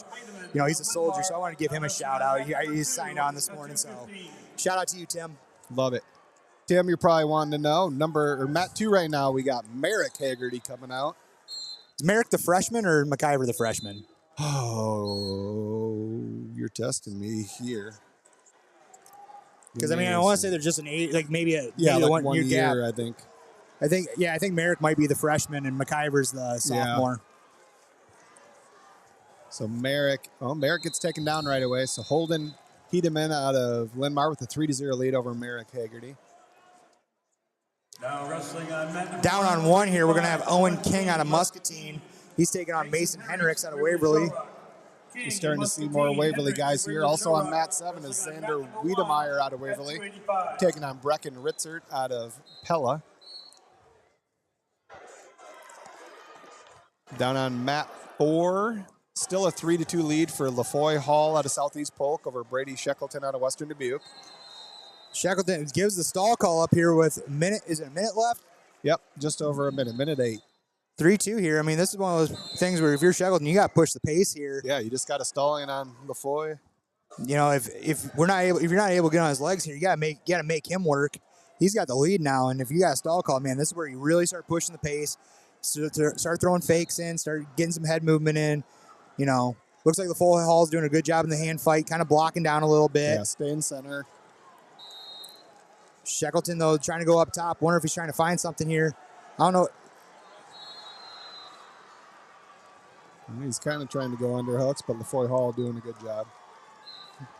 So only 30 seconds left there. Down on 6. Going for the lat drop, and LaFoy Hall comes out on top. There's the 3. Yep. With a quick escape. We got a headlock. We got Nick Milburn out of Newton's, got Andrew Crowder out of Carlisle in a lot of trouble down there on 6. He's up 4-1 now with that takedown, and he's looking for that fall here in the third period. Well, down on 4, Shackleton went for a headlock after that quick escape. Now down 9-3 as time runs out. So LaFoy Hall for Southeast Polk gets the first points for the Southeast Polk Rams. There's a fall for Milburn out of Newton. So Carlisle's another one of those teams that's going to be trying to fight for a team trophy here. They drop one there from Crowder. Down on 3, we got Daniel DeBolt up 13-4 over Dusty Cook here. Going into the third period. For you Waverly Shell Rock fans, Mason Heinrichs leads 3-0 on mat 1. Xander Wiedemeyer leads 3-0 on mat 7. But Merrick Hagerty trails 3-1 down on mat 2 against Holden Hedeman out of Lindmar. Miss Tricky, Prairie, Trip of Norwalk, now up on mat number 4 at 2:15. New match on 5, we got Dylan Schrock out of Clear Creek, Amana, taking on Victor Esparza out of Norwalk. And just getting underway on 6 will be Ethan Miller out of Urbandale taking on Noah Reed out of Sioux City North. And a brand new match on 4 as well. Connor Bistricki out of Cedar Rapids Prairie is going to be taking on Harrison Tripp out of Norwalk. 106, 113 pounders, round of 16. You'll be coming up.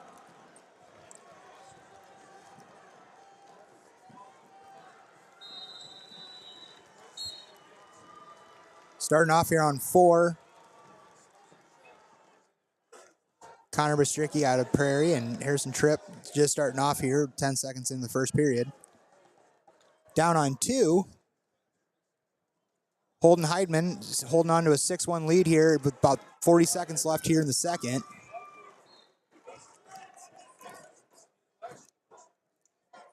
Mat 8, we got just about to get underway. Joseph Mongi out of Lewis Central taking on Hayden Chandler out of Clinton.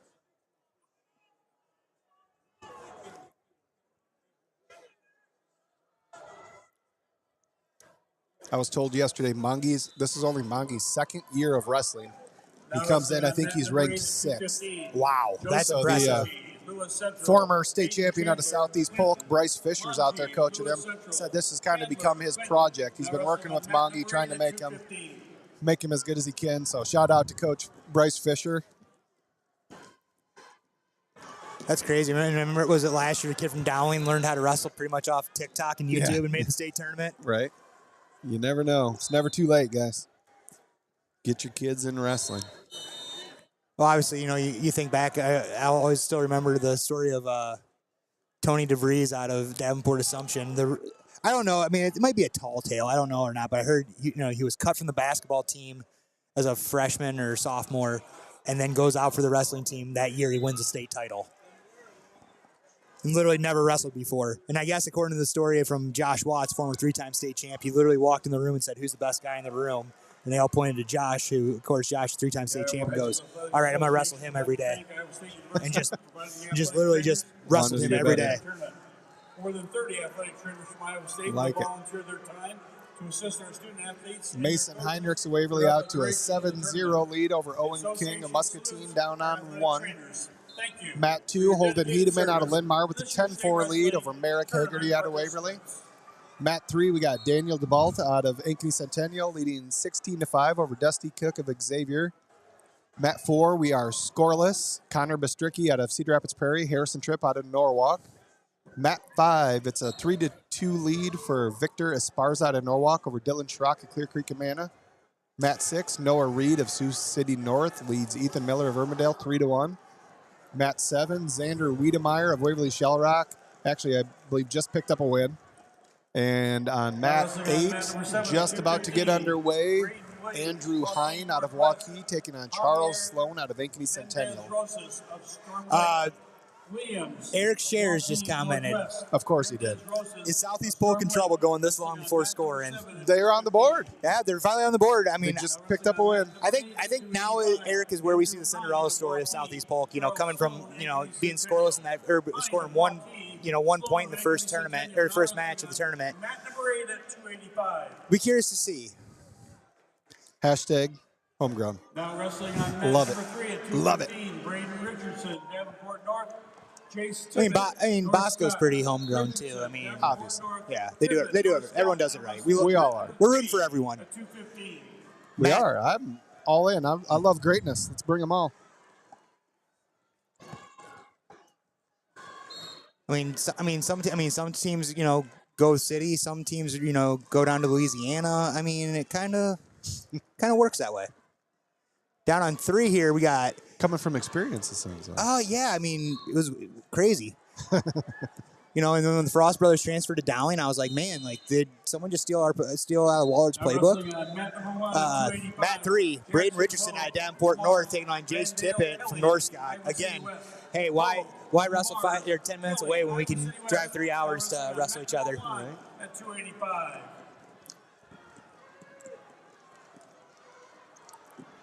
Down here on 2 now, we got Nick Darling out of Johnson. He's taking on Dylan Forney out of Ottumwa. Heavyweights are being called out, so that means... They are. On mat 8, we got Andrew Hine out of Waukee. We actually have him ranked 5th. He pulls the 9 seed, so he's wrestling here first round. He's up 3-1 over Charles Sloan out of Ankeny Centennial. So we have some heavyweights. We're going to be rolling right over to 106. We're going to start seeing all those top guys right out the gate. Mat 3 here. Looks like Jace Tippett, you know, right away puts Richardson on his back. Gets a 4 and 3, so he's up 7-0 here. About 45 seconds left here in the first. And we're getting more and more heavyweights out here now. I just heard a big gasp. I wonder if we missed a big throw already. Dang it. Oh. Is that Tippett? Yeah. No, not Tippett. I think it was down here on 2. I think they were going out of bounds. Oh, okay. That is Nick Darling of Johnston and Dylan Forney out of Ottumwa. Down there on mat 2. Still 0-0. Tippett getting another set of back points here, taking it up 11-0. Now wrestling on mat number 6 at 285. Mat 6, it looks like Noah Reed out of Sioux City North picked up a 6-5. Oh, well, maybe he got the fall.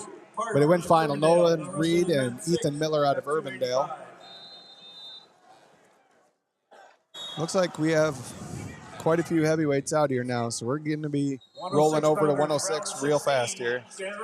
Round to 16. Yeah, already announced 106. Stand ready. So we're going to have some of our day 1 matches to watch coming up here as well. We'll try to keep an eye on those.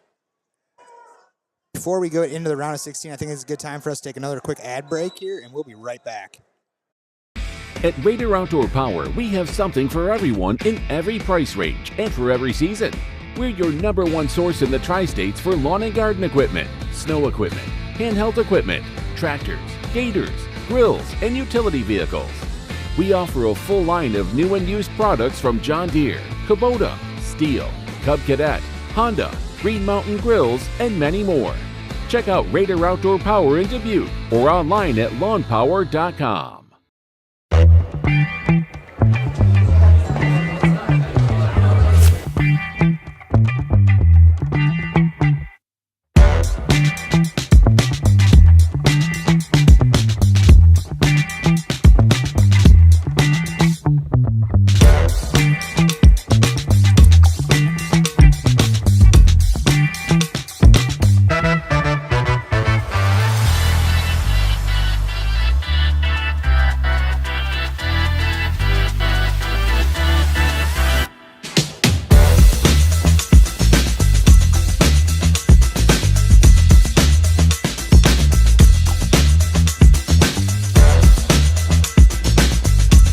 We're here the night before state finals, packed house, talking wrestling over a cold beer. Doesn't get any better than that. I love beer. I've been drinking beer for a while, and I mean, that's pretty cool. I think just the fact that Single Speed recognized us as someone that covers the sport and cares about the sport is to be alongside the name of Gable. I mean, that's a dream, right? Like, look at that. Join us before the state finals at Single Speed Brewing Company this Saturday from 2 to 5 p.m. Pain or limited mobility can affect every part of your daily life. Our goal is to get you feeling well enough that you can do everything that you want to do. Kinetic Edge Physical Therapy will make your physical therapy journey as easy and convenient as possible. Start with a free 20-minute injury screen and receive a complimentary benefits check. If you need pain relief now, go to kineticedgept.com or call 866-588-0230 to schedule your free screen today.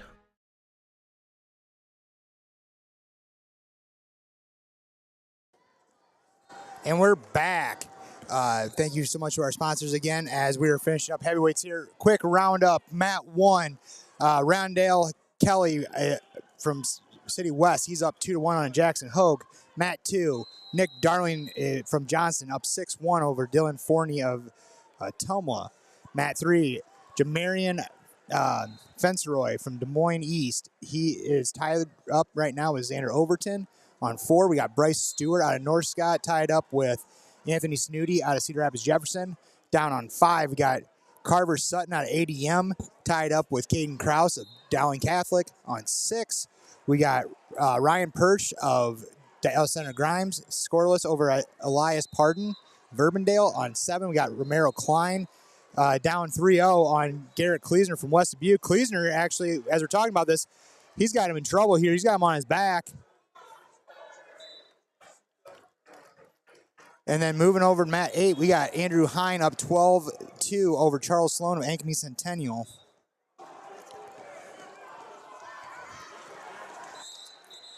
Looks like Kleesner with the fall.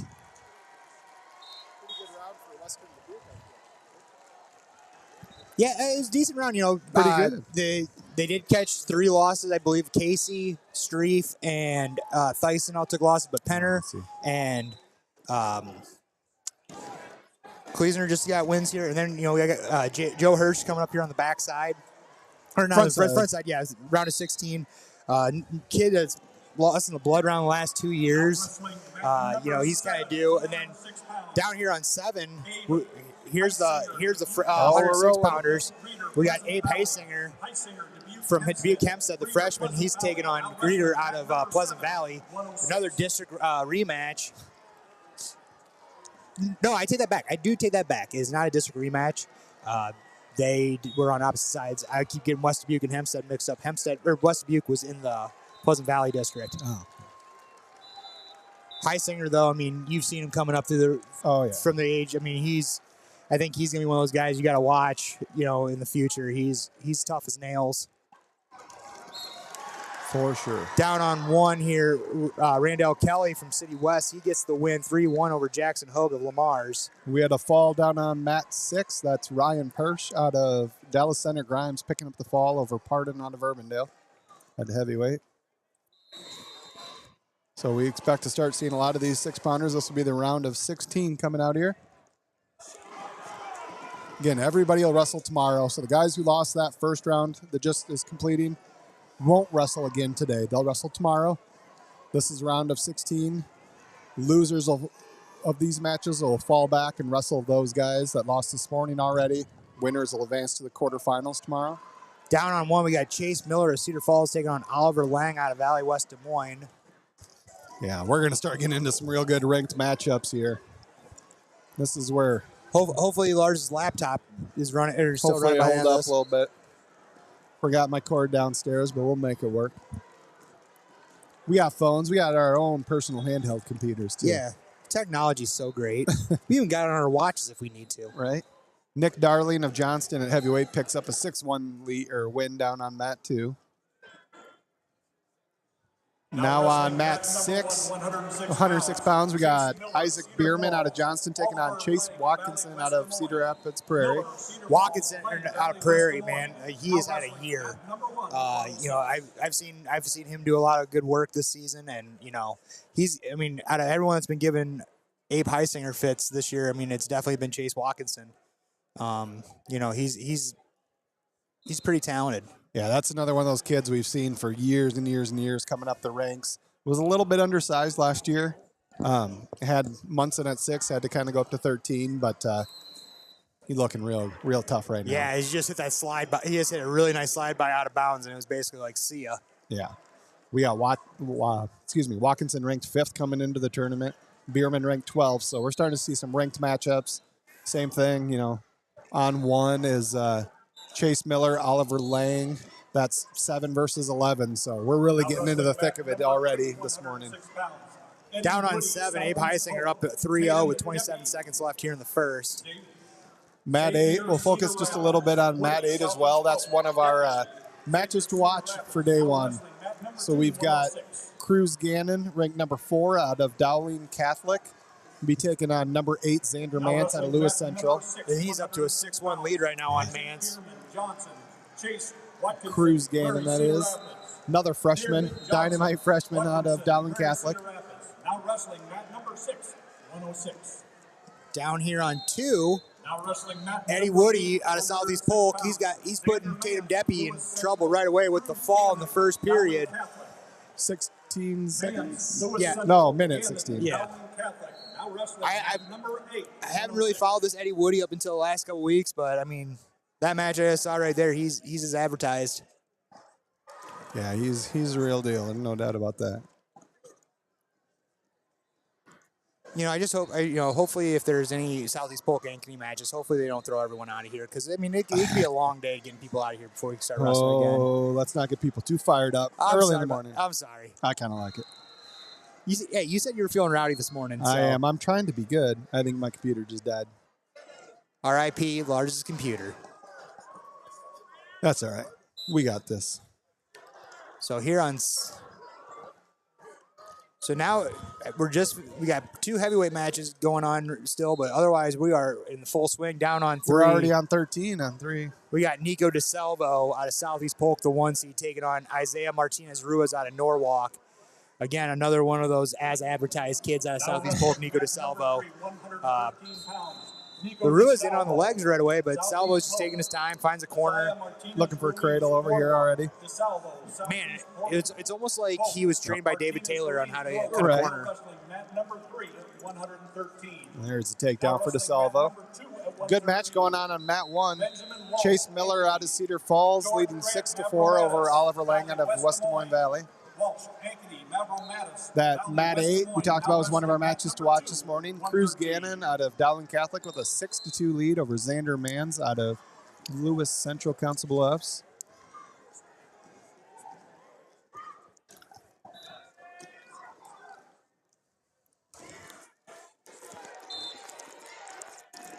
So yeah, we're down to, there's actually just finished up a 2:15 match. We have one more heavyweight match still on the mat down on 4. Other than that, it looks like we're all rolled into that round of 16. Now wrestling mat number 5 at 106. Coming out on mat 5 will be Trace Ryle out of Fort Dodge, taking on Marion Norton out of Waterloo East. Down on 4 here. Still 4-2 here with about 30 seconds left here at heavyweight.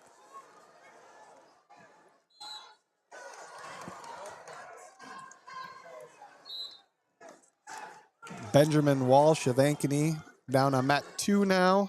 First period jumps out to a 6-2 lead over George Grant Maverdas out of West Des Moines Valley. Oh, he tries a nasty headlock on the edge, doesn't get it. But they're going to go out of bounds with no points scored. Over on 5, Trace Ryle out of Fort Dodge. He's taking on Marion Norton out of Waterloo East. Still a 6-2 lead for Cruz Gannon on mat 8 over Xander Mans. And Chase Watkinson on mat 6. Cedar Rapids Prairie still with a 3-0 lead over Isaac Bierman out of Johnston.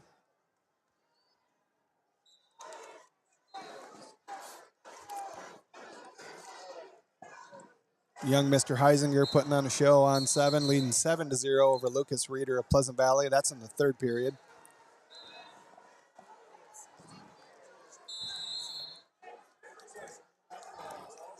Watkinson out of Prairie up 3-0. Still here with about 50 seconds left here in the second. Looks like DeSalvo picks up the fall on tech fall on mat 3. So there's another 1.5 for Southeast Polk. The Rams are coming. Yep.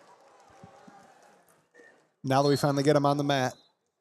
And following up right after DeSalvo, it looks like we're going to have Alexander Pierce, state champion out of Iowa City West. He just committed to Virginia, correct? I believe so, yep. Yeah, he's going to be taking on Elliot Newich out of Cedar Rapids Xavier.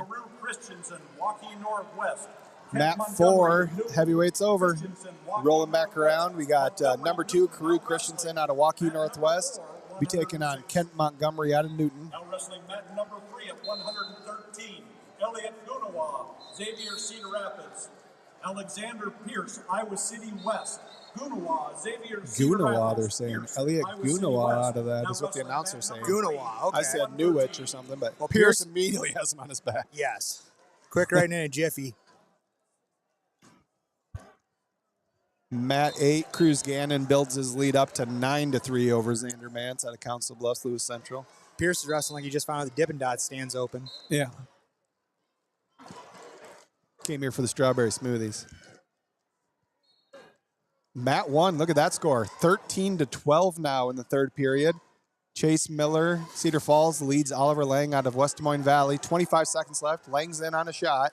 Kind of got his head buried underneath on a double, though.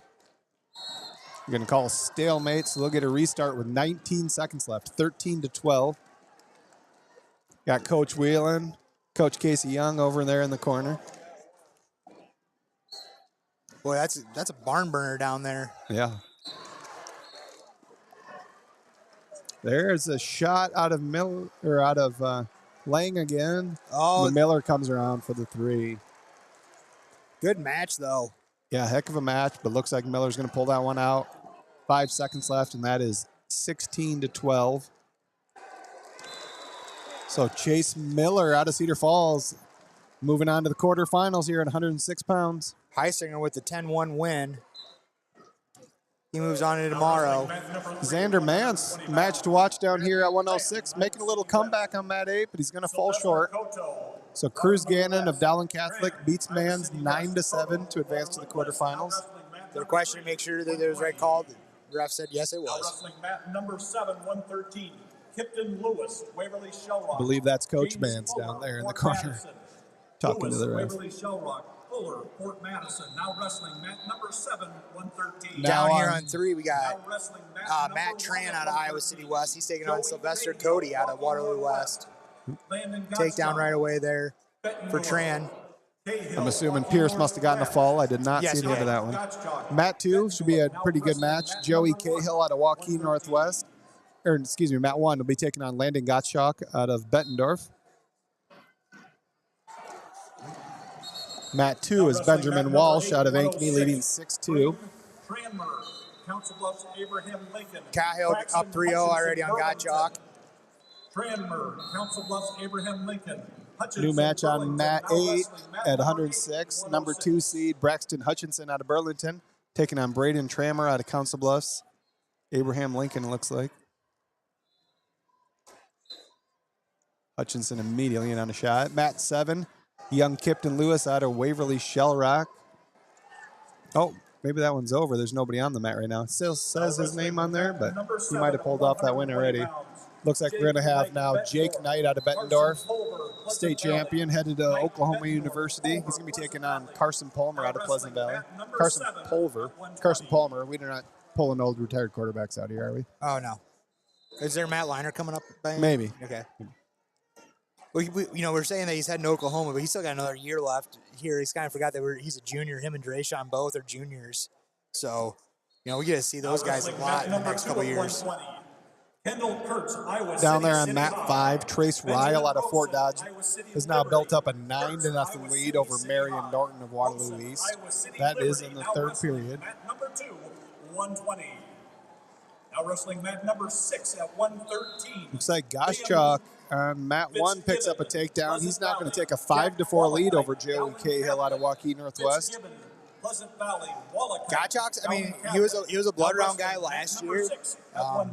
From Hempstead, I believe, right? Yep. His family moved for a job. I know that was a real tough decision on the Gottschalks. They didn't want to leave, but it was kind of one of those scenarios. I was talking to some people. I'm like, hey man, that's still life at some point. It doesn't really involve wrestling. Sometimes you just have to move for a job, and obviously going to Bettendorf is a good fit for him. I know the DH squad still roots for him pretty hard. Him and Evan Bertine both. Landon Gottschalk, son of former state champion Adam Gottschalk, 2003 state champ. Mat 2 now. You got Kendall Kurtz out of Iowa City High. Definitely familiar last name there. Taking on Benjamin Rosen out of Iowa City Liberty. So a couple Iowa City kids here early rounds on Mat 2. Yeah, and I'm looking down. I'm looking down here on 7-2. It's Jake Knight and Carson Pulver. 5 minutes away from each other. Yeah. Mat 6 now. We've got a big lead for Jack Wallicott out of Dowling Catholic. Going to pick up 4 near fall here, so it's 10-1 lead over Liam Fitzgibbon out of Pleasant Valley. Again, here, now another situation. Mat 5, Weston Porter out of Lewis Central taking on Gabe Showers at Council Bluffs Abraham. So first we've seen a young Mr. Porter out here. Been looking pretty good since he dropped to 113. He started at 120, drops down, but got DeSalvo and Pierce at that weight as well. So there's going to be some battles coming up at 113. Yeah, I mean, he looks like he's just sneaky strong. He doesn't look like he's real defined, but I just got a funny feeling he's just a strong kid. Yeah. Of course, his older brother Gable Porter was a 3-time state champ. Weston was a runner-up last year as a freshman. Comes in as a 3 seed here as a sophomore. Now wrestling mat number 5 at 113 pounds. Weston Porter. Down on 3, Matthew Tran really building up that lead. He's up 15-5 now over Sylvester Koto out of Waterloo West. And on mat 4, number 2 ranked Carew Christensen out of Waukee Northwest leads Kemp Montgomery out of Newton 11-3. There's a takedown for Weston Porter to start the match 3-0. Gottschalk now up a 7-4 in on another shot here, looking to cut the corner. He's trying to run it out of bounds.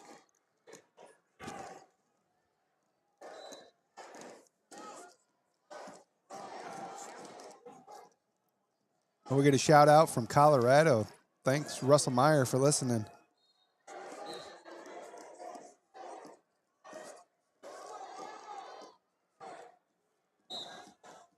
What do we got? Somebody asking, somebody's ranked down there? Did Cohen Dignan beat 175 Class 3A? Was he ranked? The guy that Cohen Dignan beat. Ooh, do we know who we beat? My computer died. Let's see if we can pull all this info up here.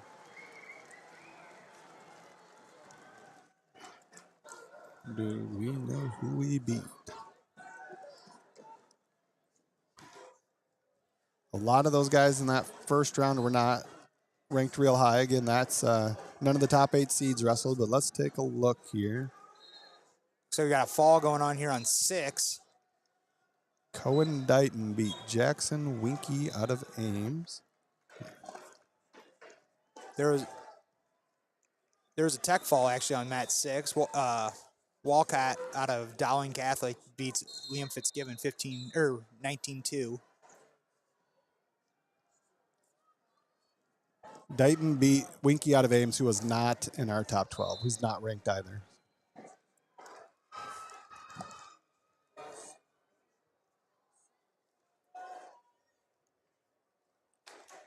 Jake Knight, Bettendorf, out to a 16-4 lead over Carson Pulver of Pleasant Valley.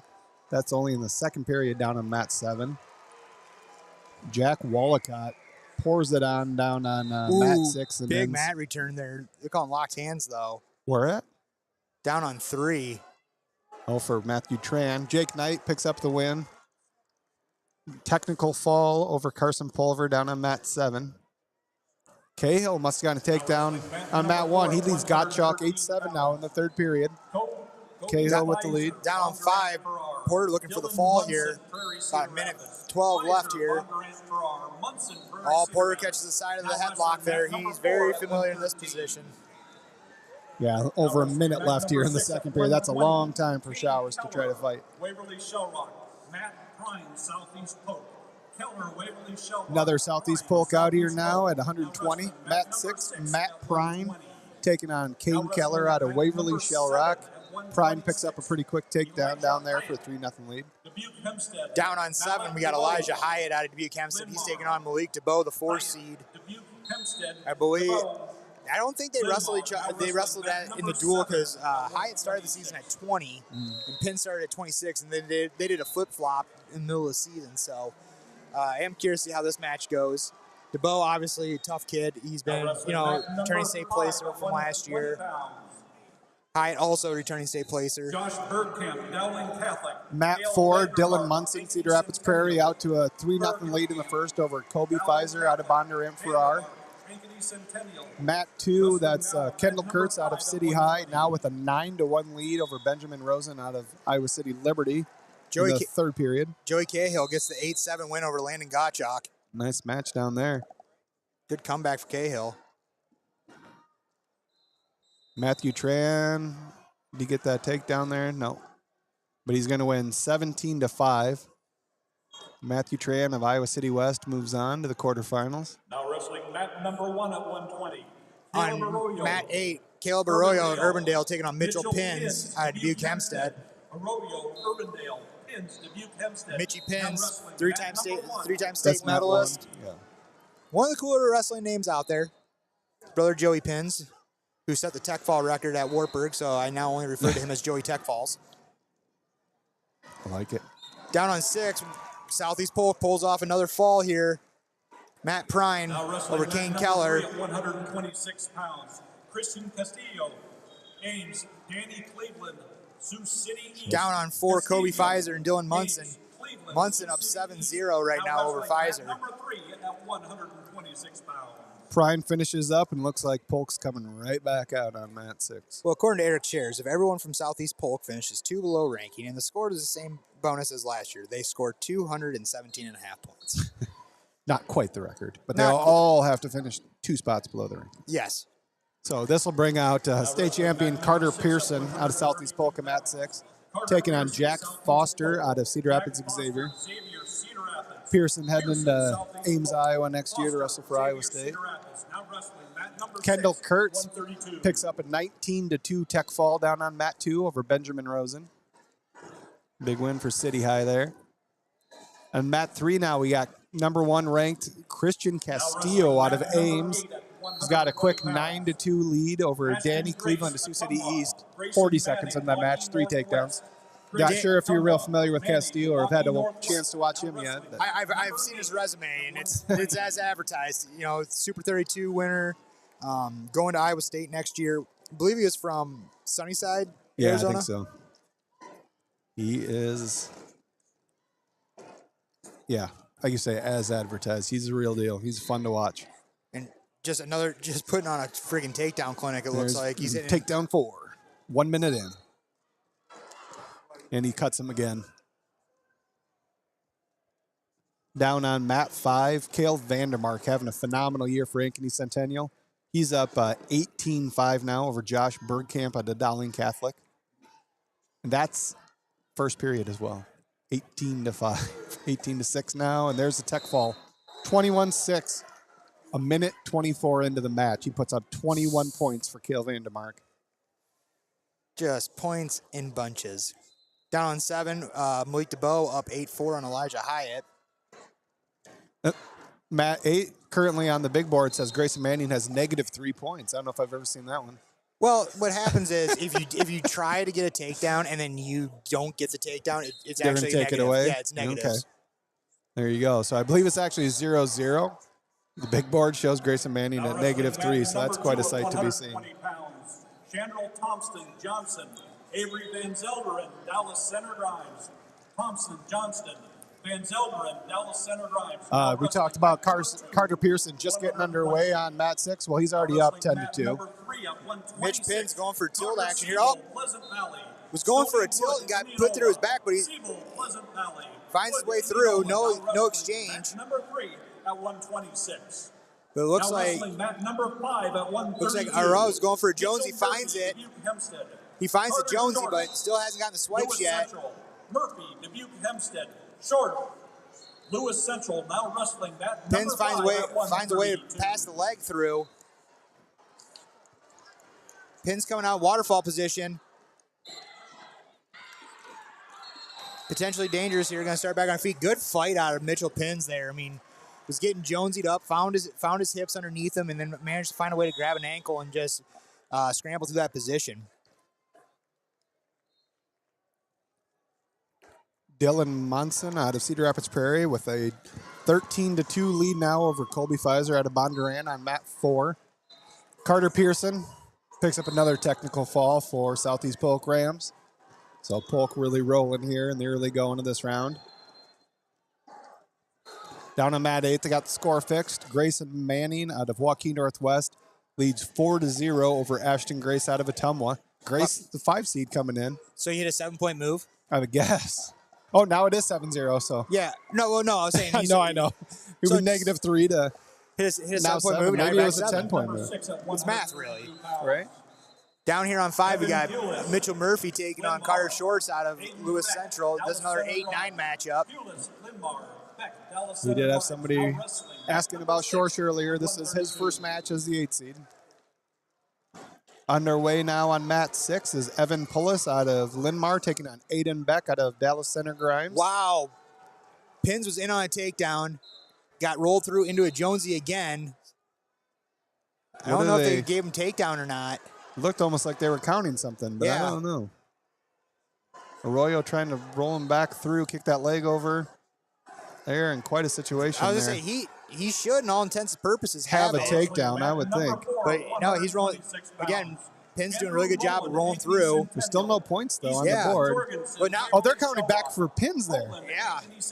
They're saying Pin's still in control. Now wrestling at number 4.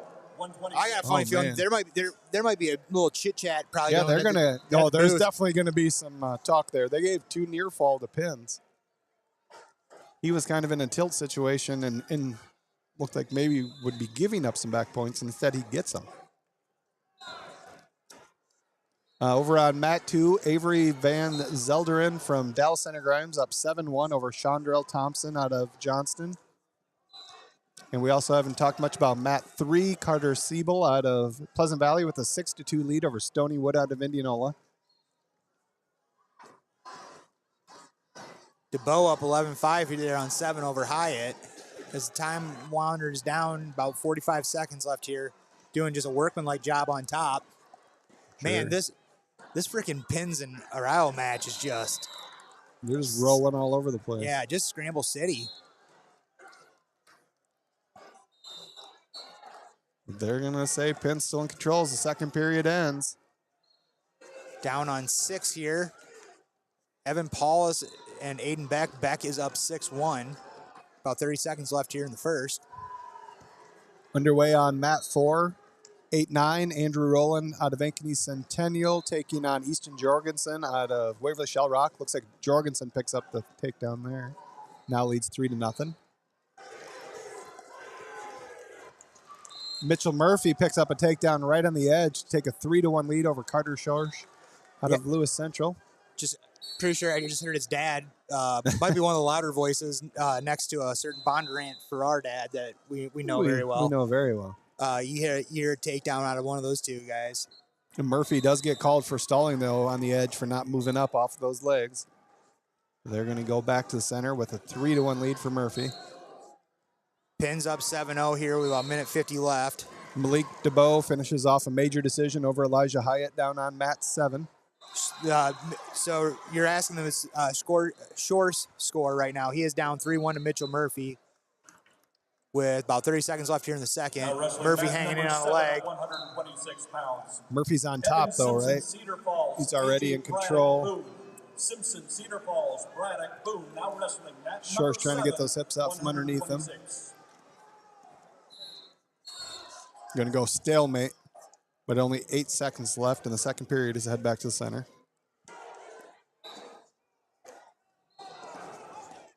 Down on mat 8, Grayson Manning out of Waukee Northwest with a 9-3 lead over the number 5 seed, Ashton Grace out of Atumwa.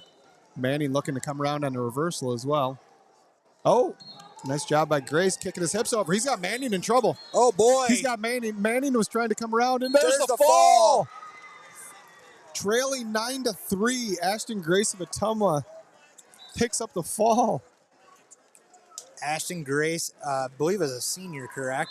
I think so. Manning's only a freshman, maybe? Freshman, sophomore? Well in control of that match. Actually, I do believe Ashton Grace will be attending Loras College next year, if I'm not mistaken. I could be wrong, but I tend to be wrong a time or two in my life. It happens. Underway now on mat 7. We've got Evan Simpson out of Cedar Falls taking on AJ Braddock out of Boone. That should be a pretty good match down there on 7. I know we're paying attention down here on 5. Only about 20 seconds into the third period. Mitchell Murphy, Dubuque Hempstead with a 4-1 lead over Carter Schorsch out of Lewis Central. Minute and a half left now there in the third period. Easton Jorgensen out of Waverly Shell Rock up 4-0 over Andrew Rowland out of Ankeny Centennial in the second period. Both those teams looking to try to battle for a team trophy, so big lead there for Jorgensen. Underway now on mat 8. We have Noah Phillips out of Council Bluffs, Thomas Jefferson taking on Kyler Simmons out of Dowling Catholic.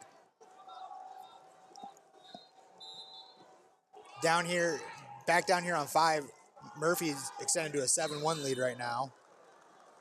Just over a minute left there, so Schorsch has really got to get out and get something going. There's the escape, so 7-2. Kyler Simmons, Dowling Catholic. Pins with a 10-0 win. For matches for a- squirrely as that yeah. was, as a 10-0 win. Like that's wild. I mean, good for Mitchell Murphy, but man, those calls. I mean, 126. Pins. Schorsch goes for an inside trip, does not work. you don't want to play. You don't really want to play upper body with Mitchell Murphy. No. So Murphy gets the takedown. So it's now 10-2 lead for Murphy over Schorsch. Only 30 seconds left in that match. Now wrestling mat number 1 at Schorsch trying to hit every scramble you can think of. Chad, yes, this session will be done after this round of 16. I believe we'll start 1A at what, 1:30? Yep. 1A at 1:30 and 2A at 6 o'clock tonight. So nobody gets eliminated today, but we'll have some quarterfinalists. We'll have some consolation matches set after today. So We got big old cow catcher here down on 8. Kyler Simmons. Yeah. Looking for a fall. Simmons the 6th seed, I believe. So in the morning, we'll do first round consolation? No. Now wrestling Yeah, mat number I 5 believe we'll go at first round consolation in the 132 morning. pounds. Joshua Anglo Johnston, Calvin Let's take a Rachi, look at this schedule and see what it says. Anglo Johnston, Rachi, Ankeny, now wrestling mat number 5 at 132. Now wrestling mat number 2 at 126. Kellen McKenna, Western Dubuque. I think I got the wrong thing. Southeast Pope. McKenna, Western Dubuque. Riggins, Southeast Pope. Now wrestling mat So number Matt two. Thursday it shows quarterfinals and then consolations, I believe. Okay. 6 at 138. So looks like over here. Indianola. Looks like here on mat 2, we got Kellen McKenna taking on Max Riggins. Winky Ankeny, now wrestling mat number 6. Easton Jorgensen picks up a win for Waverly Shell Rock down on, or no, they're still going. 7-0 lead for Easton Jorgensen and Waverly Shell Rock. I'm not seeing anyone reporting mat 2. I'm kind of curious. I know McKenna's been battling some pretty big injuries, so I'm wondering if Oh yeah, they did not go. It's they did not moving go, right so to. medical forfeit, it looks like, on Kellen McKenna's end. That's too bad. So now we'll have Ryan Ryder out of Carlisle taking on Hud Turner out of Linn-Mar. State champion TJ Kester coming out on mat 3, picks up a real quick takedown. He's got a 3-0 lead over Soren Kelsall out of Pleasant Valley. Another Iowa State recruit, I believe. Yep. Down on 5, we got young freshman to watch, Kelvin Ratchie out of Ankeny. He's got a 3-1 lead over Joshua Anglo out of Johnston. He's only a freshman. Freshman. Woo. Kelvin Ratchie. He is definitely one of the guys to watch in this class. He's already got a win over Kester earlier this year. He's See, and I thought for some only a reason, 6th seed, but he's going to be right in this mix. for some reason, I thought that Ratchie was older. No, Ratchie is a freshman.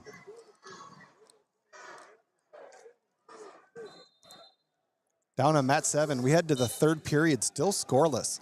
Evan Simpson out of Cedar Falls and AJ Braddock out of Boone. Mat 1 now. Truman Folkers of Ankeny with a 3-0 lead over Nick McAllister out of Waukee.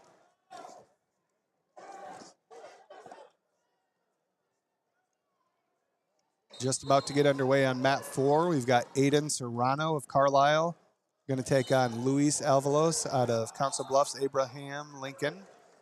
And Matt 6, I don't think I had, we've talked about this one yet. Still in the first period, but Matt Crossan out of Indianola already has a 15-4 lead over Aiden Winky out of Ankeny.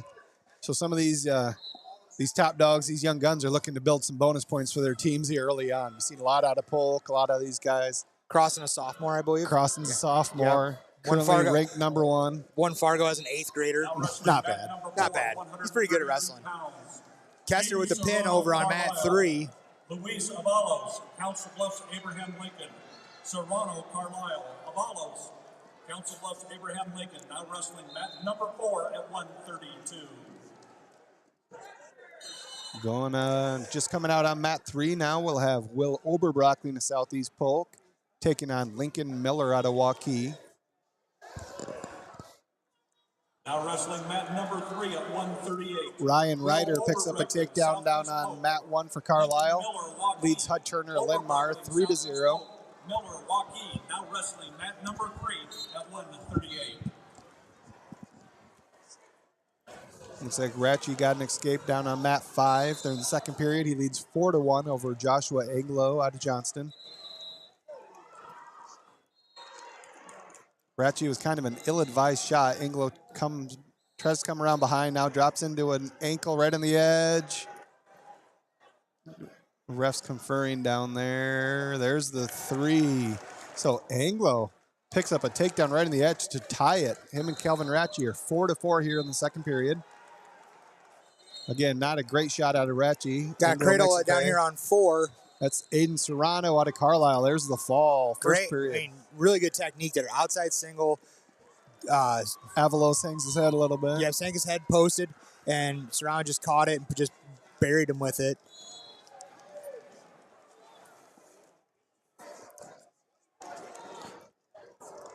There's a 1-point escape for Ratchie to take a 5-4 lead there in the second period.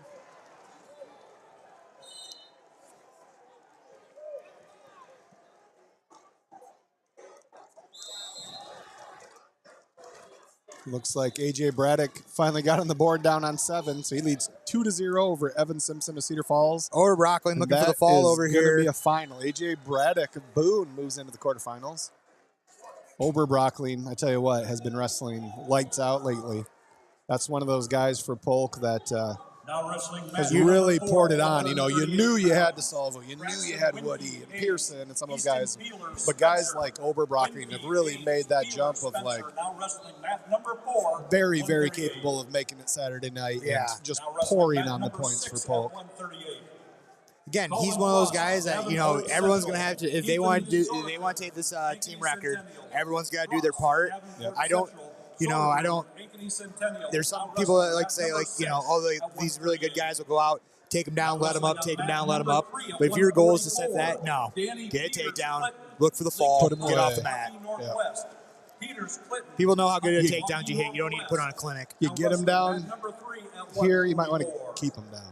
I believe somebody asked earlier about Colin Frost. He is on mat 6 right now, but he is trailing Ethan Sodergren out of Ankeny Centennial 6-1. Coming out just underway on mat 7 is Riker Graff out of Waverly Shell Rock. He'll be taking on Isaiah Thompson out of Indianola. Just got a Snapchat video from one of my best friends, Kelvin Ray, watching out in Cascade on a big screen in his office. So loving it. That's a good vibe set for the day. That's right. Truman Folkers of Ankeny picks up a tech fall over on mat 1. Mat 2, it is Ryan Ryder out of Carlisle with a 6-3 lead over Hud Turner out of Linmar. So pretty good match going there. Danny Peters of Clinton now out on mat 3, taking on Lincoln Hud out of Waukee Northwest. I tell you what, Danny Peters is one of those kids that's been having a year too. Like, you know, he has had a really good season this year. I watched him just tear through a great bracket up in Central DeWitt earlier this year and looked phenomenal. Again, just another one of those kids at Clinton they can find and just really do a good job coaching them up. I think he can make some noise here on the medal stand. Man, Anglo's just hanging around. Ratchie was in on a leg again. Anglo able to scramble out of it. So it's still 5-5 in the third period down there. Only 25 seconds left. Young Ratchy's got to find his offense here. He's getting to those legs, but Anglo's finding a way. It's like down here on 7, we got a nice tilt going on. Riker Graff already out to an early 7-0 lead on mat 7. Waverly Shell Rock.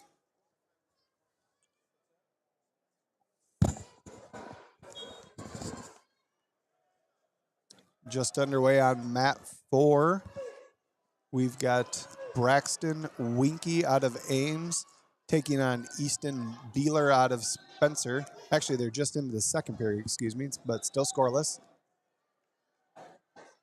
Back underway there on 5. I'm going to watch this last 20 seconds here. Anglo and Ratchy. Anglo close to takedown. They're into a scramble here. Oh no. No, they got it. There's the 3. With cradle. Wow.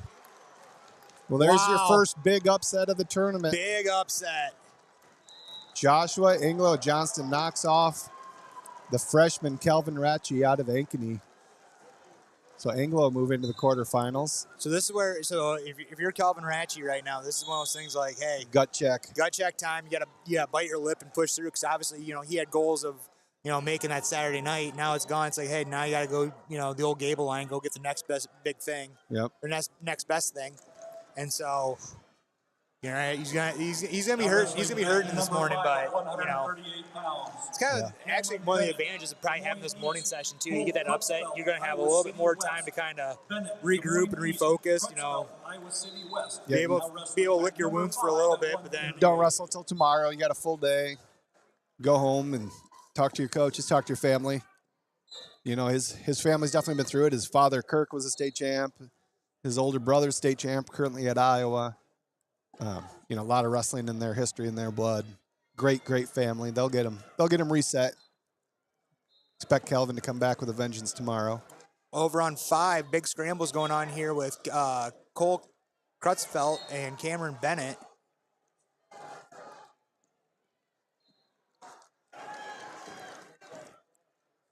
Down on 7. Looks like Riker Graff just completed the 15-0 tech fall for Waverly Shell Rock. Mat 1, kind of a fun match there. You got Cale Nash out of Clear Creek, Amana with a 3-0 lead over the freshman Hayden Hutt. There's With a another reversal. reversal, so 5-0 now for Cale Nash. Now wrestling mat number Having 7 a really at solid year out 138 there. pounds. Isaiah Madison. Johnson, Ryan Ryder on Gordon mat Trevino, 2, holding Bettendorf, on to an 11-7 lead Madison, late in that Johnson, match. Bettendorf. Now wrestling mat Time number runs 7, out, so 138. Ryan Ryder picks up an 11-7 win over Hud Turner out of Linn-Mar. 138 pounds. Big win for Will Carlisle McDermott, there. North Scott, Nicholas Wise, Marshalltown. McDermott, Mat North 6, Scott, Ethan Wise, Sodergren out of Marshalltown. Ankeny Now Centennial wrestling still mat leads. number 8 Colin Frost at out of Davenport 138. Central, 12-6. And coming out on mat 8, we're going to have Will McDermott of North Scott taking on Nicholas Wise out of Marshalltown. That's an 8-9 matchup down there as well. I believe that would be, 138 pounds. So we're kind of all over. We've got some 44-pounders, 38-pounders. Now wrestling mat number 2 at 144 Maybe some 32s pounds. yet, so. Ethan Johnson, And a partridge in a pear tree. Ryan Young, Indianola.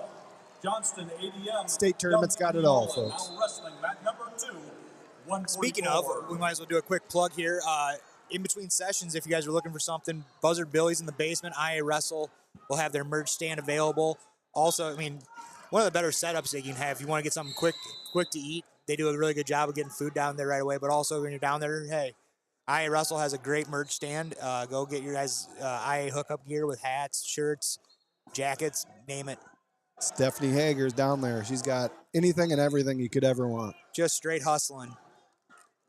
There's a first period takedown down on mat 7. Cody Trevino of Bettendorf jumps out to a 3-0 lead over Isaiah Madison out of Johnston. Nash has a cradle locked up. Still looking to send it or to go up. Time ran out. Yep. Say he was doing a really good job. He was taking his time. He was walking that knee towards his head rather than just getting all excited and trying to roll back with it. He's going to take his time to get it set over. So Cale Nash, Clear Creek, Amana leads 5-0 over Hayden Hutt, Waukee Northwest as we head to the third period. Now on mat 2, you got Ryan Young out of Indianola taking on Ethan Johnson out of ADM.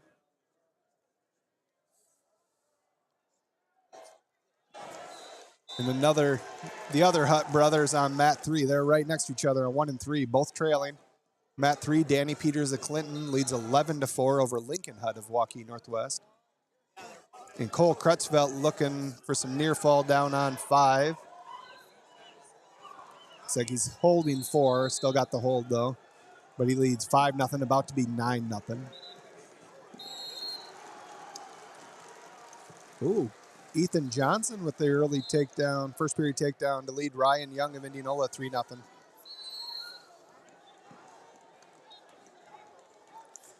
You guys can look, I mean, where you can see the winners at. If you go to track wrestling, you can just search the Iowa High School State Tournament. There they have updated brackets, so there you can check to see who's advanced as we go forward. Amanda Morris asking about the upset we just saw. Number 6 seeded Kelvin Ratchie out of Ankeny, the freshman, lost to Joshua Inglow out of Johnston in this opening match. So Got a fall down on 5. We got Cole Crutchfeld. Yeah. Correct me if I'm wrong. Crutchfeld was originally from Montana? Correct. He wrestled for Big Game out of Montana, moved to Iowa with still wrestling for Big Game out of North Liberty there, Coach Dylan Carew. Just committed to, I just saw he committed somewhere. I forget, Division II school maybe. Yeah, I don't remember either. Now wrestling mat number 4 at 140. Down on 7. Brady Klaus. Cody Trevino just putting it on right now, 15-5.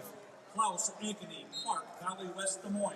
Mat number 8, we got Nicholas Wise out of Marshalltown with a 10-2, make that 13-2 lead over Will McDermott out of North Scott. Well, maybe it is 10-2. They must have put the points up before the ref signaled it. Still shows 10-2. Now wrestling mat number 3 at 150, Jabari Hinson Ames, Evan Rolfs. So we got a couple new matches coming out here. Mat 3, we're going to have number 1 Jabari Himpson out of Ames taking on young Evan Rolfs out of North Scott. Now mat 5, Sebastian Soto out of Carlisle will be taking on Duncan Harn out of Bettendorf. That's a pretty good ranked matchup there on 5. Hinson with a quick takedown on 3, leads 3-0, now 3-1 after he releases Ralphs and he's immediately back in the leg. 6-1. 20 seconds in, 6-1, no big deal. No big deal. Really Hinson, good at taking down another teenager. Hinson extremely explosive, just like his father. His father's a national runner-up for the Cyclones. Down on 2 here, we got a fall looking like coming from Ryan Young over Ethan Johnson. Real strong half here. He's got about a minute left. Now wrestling on mat number 1 at 144 pounds. Eric Kahn, Dowling Catholic. Isaac Lomas, Waterloo East. Kahn, Dowling Catholic. Lomas, Waterloo East. Now wrestling mat number 1 at 144. Now wrestling mat number 6 at 144 pounds. We're going fast and furious here. Now on mat 4, number 2, Jakari Clark with a 9-3 lead in the first period over Brady Clays out of Ankeny. Clark, the 2 seed. Coming out on mat 6, we got defending state champion Coy Davidson out of Fort Dodge. He'll be taking on Mandius Valentine out of Lewis Central. Jabari Hinson, 1 minute into the match, leads. Oh, no, it's already over. It's over. It was 12-3. He put him away. So Hinson moves into the quarters. Mat 1, Eric Kahn out of Dowling Catholic with a 3-0 lead over Isaac Lomas out of Waterloo East. That's in the first period. Now wrestling mat number 3 at 150 pounds. Justin Avila, Iowa City West. Coming out on mat 3, familiar name, Justin Avila out of Iowa City West. He'll be taking on Cole Hemmingson out of Dallas Center Grimes. Now wrestling mat number 3 at 150. Avila, a really nice shot there. Holy cow, it didn't even know there was a new match on 7. It was 10-1, and there's the fall. Sophomore Parker Casey out of Johnston just puts it on Trace Robertson out of Clear Creek, Amana. Down on 5, Sebastian Soto is up 3-0 on Duncan Harn right now out of Bettendorf. At the end of the first period. Good. Down on 6, Coy Davison already up 11-0. Justin Avila already looking for a fall on 3, 30 seconds in. I'll tell you what, Westside's came to ball. Yeah, they got some guys. Maybe not quite the exposure just because their dual team maybe wasn't quite there, but they got some younger, some top dogs that are looking to make some noise here. That's for sure. Coy Davidson, just over a minute in, is already up 11-1. Make that 14-1. Minute and a half in. Looking to score some big bonus points here for Fort Dodge. Avila, another takedown. So 10-1 a minute in. We're seeing some points in this round. There's a tech fall for defending state champ Coy Davidson out of Fort Dodge. Coy Davidson with another upset of the tournament last year, taking out Carter Freeman for his fourth state title.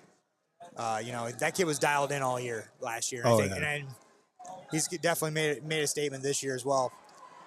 Yeah, taking a couple losses this year, but you better believe Coy Davidson is going to be in that mix. Really good weight with Jakari Clark, Justice Jessaroga. It's going to be a fun one to watch. Down on 7 here. Logan Trineri up 3-0 on Jake Dunn from Urbandale. Jakari Clark, number 2 seed at 144, picks up a 19-4 win for West Des Moines Valley.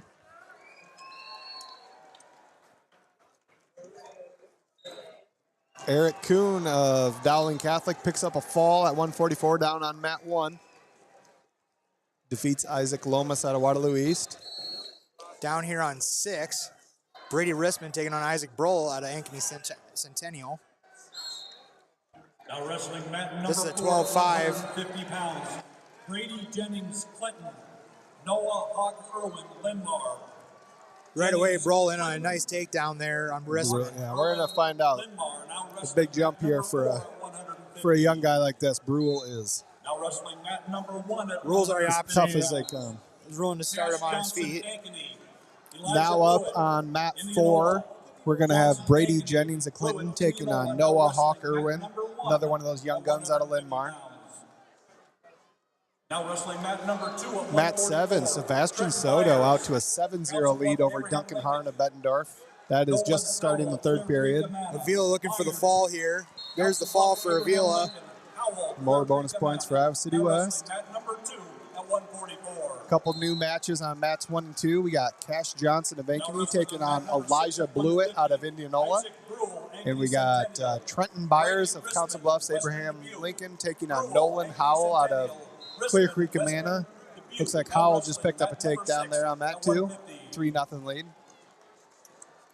Noah Hawk Irwin with an early takedown over Brady Jennings, so 3-0 lead on mat 4. And coming out on mat 8, we're going to have number 1, Justice Jessaroga, Southeast Polk. He'll be taking on Dane Rue out of Urbandale. Now wrestling mat number 3 at 157 So Polk's on mat 7 with Trineri, mat 8 with Jessaroga. Over on 4 here. Irwin looking for a big step over. Now wrestling mat number 3. Jennings looks strong there to be able to fight off that bar like that. Over on 3, Nolan Feller's up 3-0 right now on Caden Mayfield of Dallas Center Grimes. Justice Jessaroga, Southeast Polk. Dane Rue, Urbandale. Jessaroga, Southeast Polk. Rue, Urbandale. Now wrestling mat number 8. Wow, Brule up, or gets a 20-3 tech fall over Rissman in the first period. Kids scoring points and bunches right there, man. Brule's dialed in right now. Now on mat 3, we got Nolan Fellers. What's that? He told Rissman, welcome to the show, kid. Right. Nolan Fellers, Bondurant Farrar up 3-1 now over Caden Mayfield of Dallas Center Grimes early in the first period.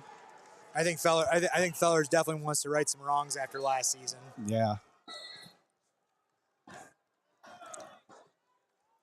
Jessaroga Nice with shot there. third takedown in the first minute. Now leads 9-2 over Rue. He's going to take his time there. Gets another takedown there for Fellers. 6-1 now. Catches the bar. Oh, and back points. Real nice there. Goes bar on the opposite side and then reaches over.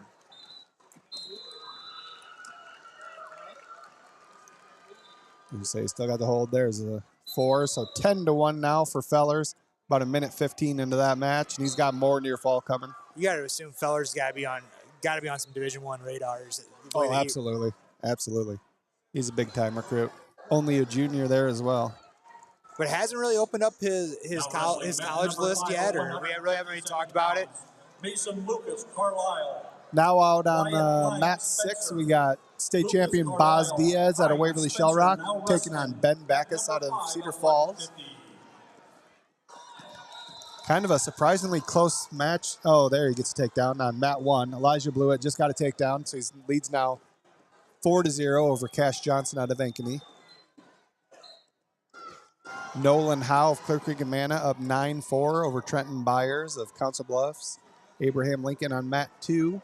Hey, check this out. Nicholas Weiss at 138 pounds just got his 100th win now in the state tournament. Nice. That's a good one. Yeah, good place to get it.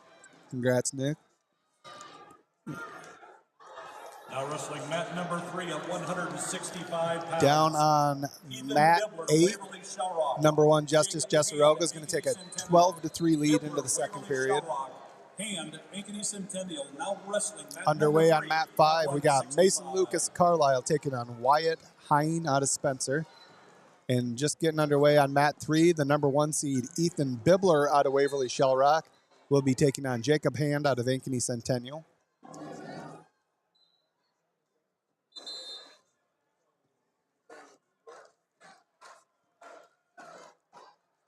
Down on mat 7, number 2, last year's state runner-up Logan Trineri with a 10-0 lead over Jake Dunn out of Urbandale. So again, a lot of points being thrown up on the board here by Southeast Polk. Boz Diaz with the pin. Yeah, Southeast Polk just they're up 30. They're at 37.5 points. Yeah. Didn't they just have 0? Yeah. I mean, again, you want to talk about a Cinderella story, Lars. I mean, out of nowhere. Literally, really just almost like a Rocky story.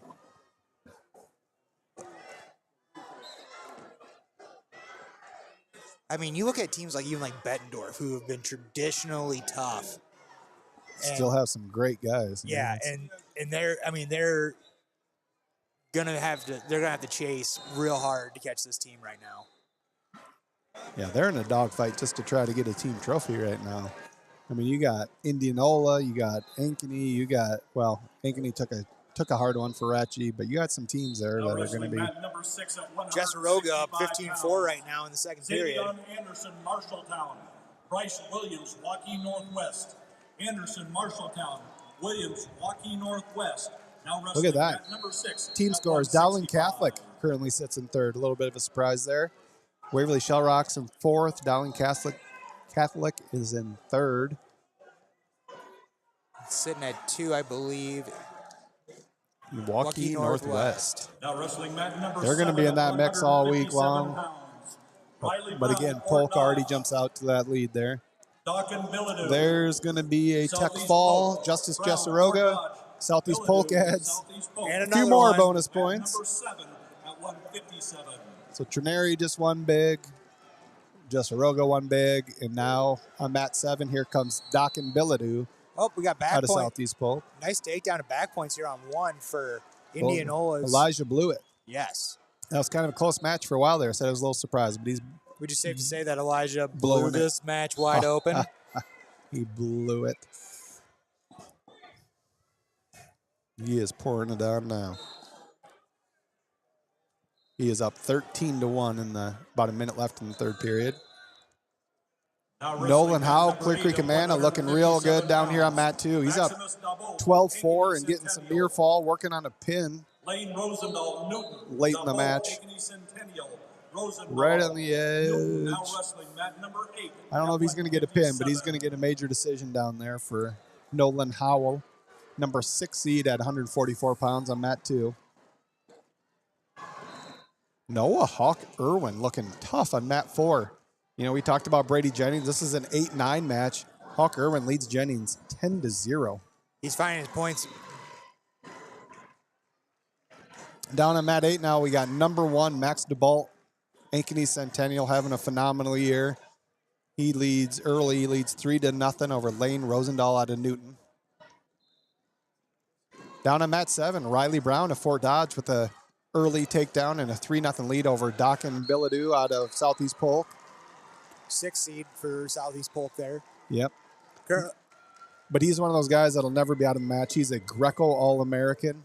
Billadou, he likes to go up top, so I believe that one won't be over. He was a Greco All-American and he was a JV JV wrestler. wrestler at Polk. Yep. Just because that makes sense, right? Absolutely. Down on 7. Yep, that's Billadou. Down on 6, Xavion Anderson of Marshalltown. Just picked up a fall over Bryce Williams of Waukee Northwest. I was just going to say, Riley Brown had a big old pickup. He had a body lock there for a second until Billadou decided to catch his hips out. Yeah.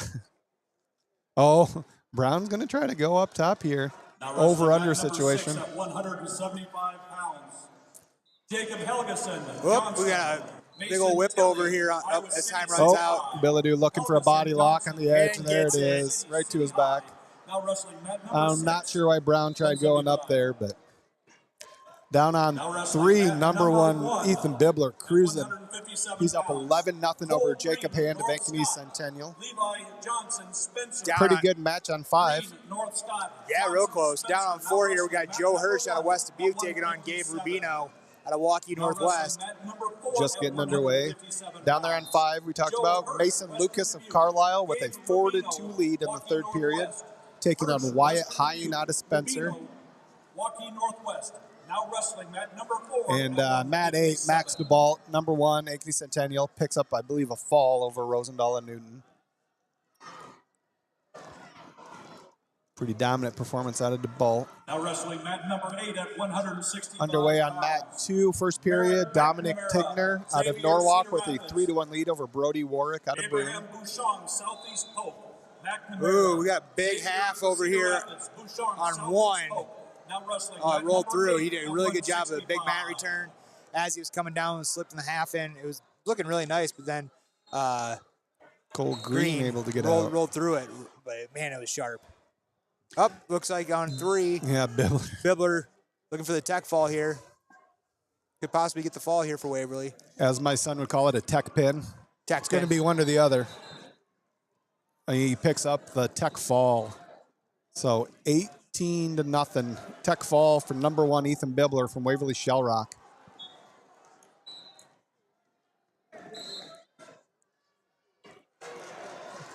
Wow, some scrambling stuff over here on 4 as Hirsch gets in on the leg again. Chasing around, there's the 3.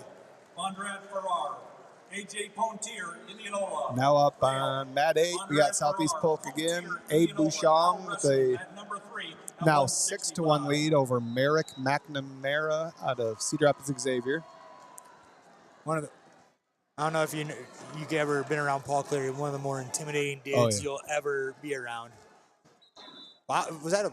Billadou just kind of stepped over. I don't even know what I would call that. That was borderline leg cradle.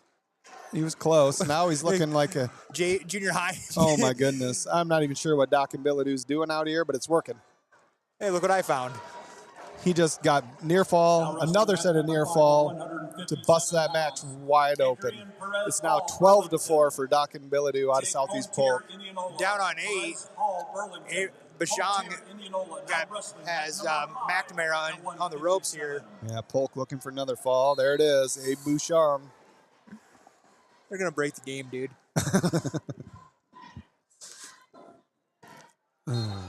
Now on mat 3, we got Jordan Ryle out of Bondurant Farrar taking on AJ Pontiera out of Indianola. That's 0-0 early in that match. Hey, who is Max Bolt's only loss this year? Chad Reeves is asking. Was it a cheesehead? Man, it must have been because he beat everybody and won Urbandale. I think I want to say it was cheesehead, and actually, yeah, I could be way off, but maybe you're gonna prove me right here or wrong right here in a second. I believe it was a kid from Jesuit in Louisiana who was the head coach there was Nico DeSalvo's wrestling coach growing up. Oh, wow. John Aurelian. Look at you just pulling out the facts. Hey man, John Aurelian coached at Loras for a little bit. I mean, the worm spitting truth. I could be wrong. I mean, like I said, I've been known to be wrong a time or two. Down on 4, Joe Hirsch up 6-2 right now in the 2nd period.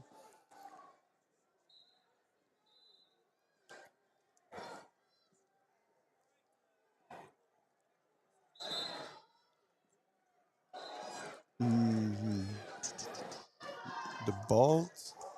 The only thing I see for DeBalt is a injury default to Doc and Billadu. Oh, okay. Yeah, so at the Ed Winger, he knocked off Fellers in the semis and Boz Diaz in the finals. Really? But then, not even a week later, he had an injury default against Billadu.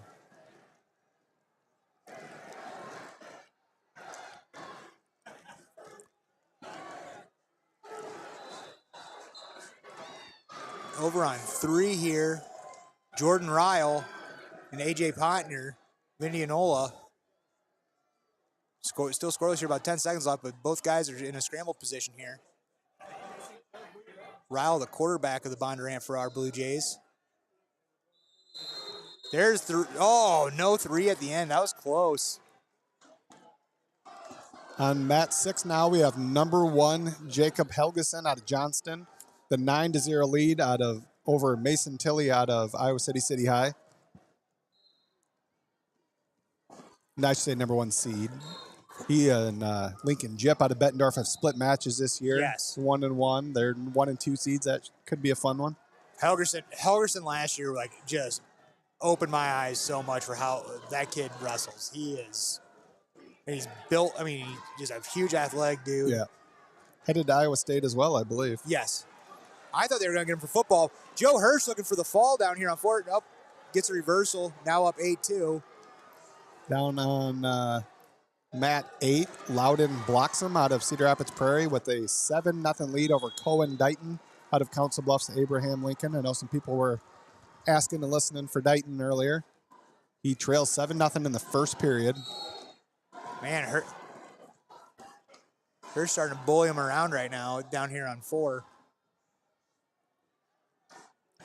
Doc and Billadu down on 7, still leading 13-4 in the third period here for Southeast Polk.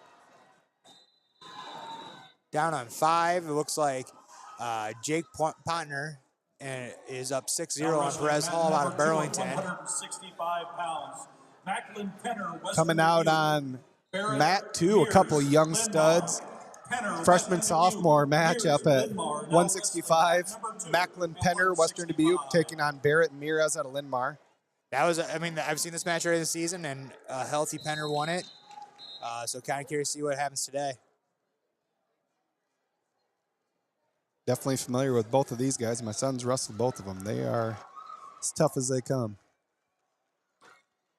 Looks like there's a takedown for Mirez. Barrett Mirez takes an early 3-0 lead on Penner. He's actually got a cradle locked up. Looked like Penner kind of just let up for just a second right on the edge. Mirez gets a cradle, but they're really close to going out of bounds.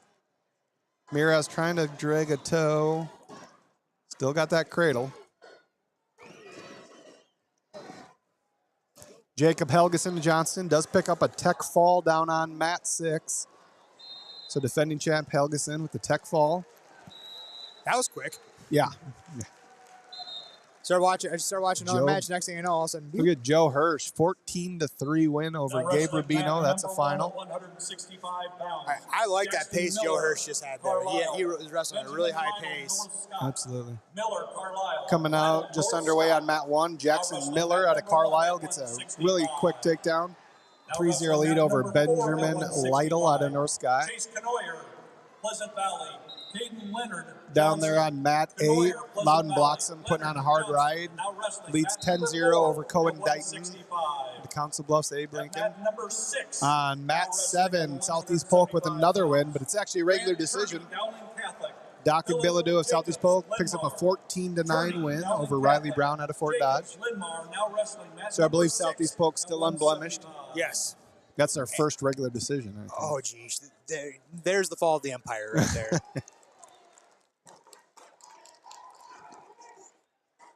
Mat 1, Jackson Miller in kind of an awkward position here, trying to get some near fall. There, he's getting a count. Looking for a fall. There it is. Jackson Miller Carlisle picks up the fall over Benjamin Lytle. That's another kid that's going to be fun to watch this week. Yeah, he's taken a couple losses here in the last few weeks. Jackson Miller was just cruising all year. Took a loss at duels and then another one here lately, but he's going to be in that mix Now come wrestling Saturday match night. number 2 at 175 Caden Leonard of Johnston on mat 4. Ryan Gibson, Early in the match, already looking for a fall. Jesse Taking Edley, on Fort Dodge. Chase Knoyer out Gibson, of Southeast Pleasant Lowell. Valley. He's got him in a lot of trouble here. Fort Dodge, now wrestling match number 2 Oh, at Knoyer able to, 175. nice job getting off his back there. Now wrestling match number 7 at 165. Wes Anderson, Waukee. Tide Nelson, Dallas Center Grimes. Down here on Anderson, 6. Waukee. Nelson, Dallas Center Oh, Grimes. body lock. Now wrestling Body match lock number city. 7 at 165. That's Grant. No. Now Yeah, Grant wrestling Toomey's match got the number 1 lock. at 190 pounds. Dowling Catholic against Philip Jacobs of Lindmar, but they're going to go out of bounds. Brayden Gipple, Bondurant Farrar. Hempstead, Carlisle. Did you see what happened on 2? They're done. Miraz and Wrestling match number 1 at 190. Ramirez got the fall. Mira's got the fall. I believe so, yeah. Over Penner. Yeah. So that brings out Wyatt Gibson out of Southeast Polk, taking on Jesse Egley out of Fort Dodge. Mat 3, we're 1-1, about to head to overtime. That's Jordan Ryle of Bondurant Farrar, AJ Pontier out of Indianola, headed to overtime, 1-1. Right next door, Jake Whoa, we got Pontier out of we got a Indianola sprint leads. match over here on 5. Track season starts in a couple weeks, guys. All right. Let's get through wrestling first. Mat 7, Wes Anderson of Waukee with a 3-2 lead over Tide Nelson out of Dallas Center Grimes. I believe Nelson's a freshman as well. It looks like down on 5 looks like Waverly's or Indianola's guy, or who is it? Yeah, Pontier out of Indianola. No, it just ended that match with Burlington. Yeah, Pontier, yeah. Now Yeah. wrestling match number 5 at Oh, there's 2 Pontiers. That makes Yeah, sense. It looks AJ's like, on 3. it looks like his shoulder's pretty dinged up there, Yeah. walking off the mat. Speaking of Pontier, AJ Pontier Oh. in on the shot on Ryle. There's the 3. So another win for Indianola. Indianola's creeping up here. That was an upset, 10-7 upset. Defeats Jordan Ryle 4-1 in overtime. Now coming out on mat 5, Will Whalen out of Indianola. It's going to be taking on Abe Parker out of Waukee Northwest. 3 at 175 pounds. Landon Bell, Iowa City Liberty. MacGyver Here on Haggerty, mat Waverly 1, we talked Shellrock. earlier about Bell, Asa Iowa Hempstead City out of Liberty. Carlisle, number 1, Haggerty, 190. Waverly Shellrock. He's got an early 3-0 lead over Brayton Gipple out of Bondurant Farrar. Now he's got an arm bar. He takes him over, so Hempstead working on some near fall, looking for a pin. Now wrestling mat number 8 Looks at close. There it is. 190 There's a pounds. fall for number 1, Hempstead. Conan So Carlisle Gomez, picking up some bonus Marshalltown. points here. Victor Esparza, We're already up at Norwalk. 190 pounds Gomez, here. Marshalltown, Esparza, Norwalk. Now wrestling mat number 4 8 at matches a weight 190. class, right? Yeah. No, 8. 8. Yeah. Down on mat 2, Wyatt Gibson of Oop, there we Southeast go. Polk No, leads down. Jesse Egley 3-1. Down on 4. Sorry, Caden Leonard. Yep. Looking for the tech fall here. Gets the tech fall. 15-0. Oh, we got a headlock here down on 6. Looks like Philip Jacobs with the fall. Yep, Philip Jacobs Lindmar. Now wrestling mat number 1 at 215 pounds. Deshaun Ross, Fort Dodge. Oh, here comes Nick Drayshawn. Milton. Here comes Drayshawn Ross, folks. And if you don't know who Drayshawn Ross is, I'm sorry, but you've been living under a rock for the Now last 2 wrestling years. mat number 1 at 215. Probably one of the more athletically built kids I've ever seen before. Like, someone said to me the one day, he goes, the kid's arms are so big that he doesn't have to bend down and Now tie his wrestling shoes. mat number I thought that was a great 4 analogy for him. at 190 pounds. John And if you don't know, Drayshawn looked about like that in, what, 5th grade? Yeah, it was like 5th grade, and he's towering over. Walking around AAU, and you're like, who's that coach? Yeah. 190. Down at USA Freestyle this year, I said something to him. I was sitting in a chair, and he gave me a pat on the chest, and I felt like I got hit by a train. Now wrestling mat number 6 at 175 Mat pounds. number 3 now, we got Landon Bell of Iowa City Liberty taking on MacIver Haggerty out of Waverly Shellrock. Jip Bettendorf, now wrestling mat number 6. Mat 4, 175. just about to get underway. John Hatchett of ADM will be taking on Paxton Blanchard out of Lewis Central in an 8-9 matchup. And on mat 6, early going, Lincoln Jip, number 2 out of Bettendorf, is just about to finish takedown. He's got a 6-1 lead over Ryan Smith out of Ankeny Centennial. Looking for a neck wrench, little whip over. Jip picking up some near fall now. 30 seconds in, Drayshawn's already up 6-2. Oh, he gets rolled through, though. He got a few near fall, but he does give up a reversal. Drayshawn with another takedown, looking for back points here, possibly looking for the fall. 9-0 real quick. He is just a man amongst boys. What, eight AAU state titles? Everything. He's won everything. Yeah. He's got, I forget how many, he's got like 8 Tulsa titles, let alone, you know. God, he could. And there's the fall for Drayshawn. Say the amount of eagles that he has in his basement, you could probably pull him out of the endangered species list. Probably. We got jokes, crew. We got jokes. We're Stick here with us all day. We're here all week. Try the fish. Matt 2, heading to the third period. Wyatt Gibson out of Southeast Polk has a 6-3 lead over Jesse Egley out of Fort Dodge. Now wrestling mat number 1 at 215 pounds. Lincoln Jip. John Gomez. No, you go ahead. Right together. Lincoln Jip of Bettendorf, number 2. 13-3 lead in the first period over Ryan Smith of Ankeny Centennial. Number 1 at 215. Good one going on 7. It's 11-8. Wes Anderson of Waukee leads Tide Nelson out of Dallas Center Grimes. About a minute left in that match. Looking for a fall here on 3. That's Landon Bell, Iowa City Liberty. There it is. Gets the fall. Landon Bell pins McIver Hagerty out of Waverly Shellrock. That's a big one for Waverly. He was a 21. He was 21, so he did not, yeah. But those are the kind of guys you need if, to make a little run here. And he's still alive. Still alive in the backside, but. Now on mat 1, you got Gene Ngoma out of Cedar Rapids Xavier taking on Jace Tippett out of North Scott.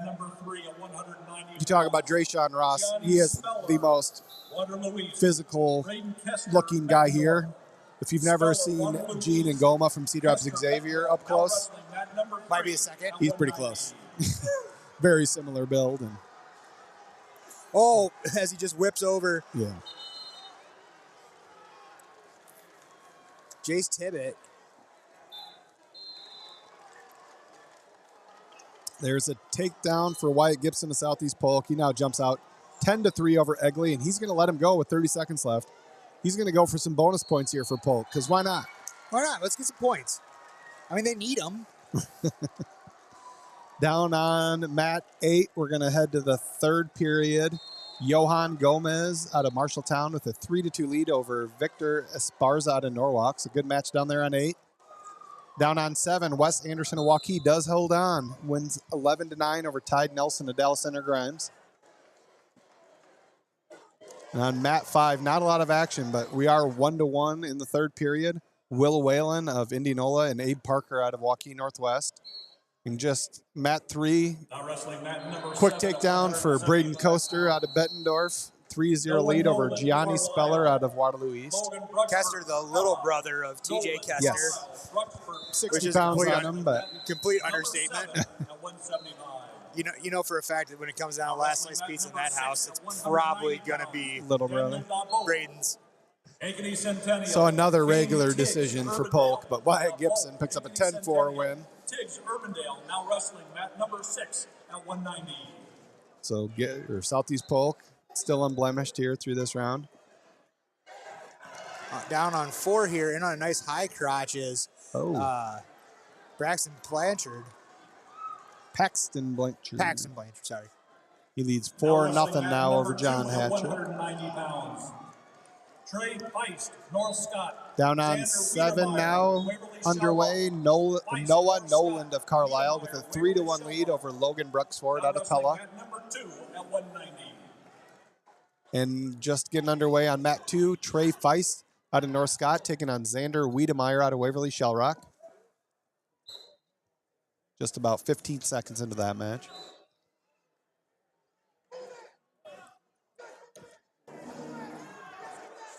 Down on 8. That's got to be stalling, doesn't it? No, they just go out of bounds. Esparza was in on a shot, but Gomez gets out of bounds. Gomez leads 4-2 with just under a minute left in that match. That's the 5'12" down there. I believe that's 190. Yeah, 190 pounds. Yeah. That was a real big lift by Wiedemeyer. But still hasn't finished. Has No. it? 0-0. Over here on 1. Ngoma looking for a fall. Should be getting close. Won't tip it. Gets off it, looks like.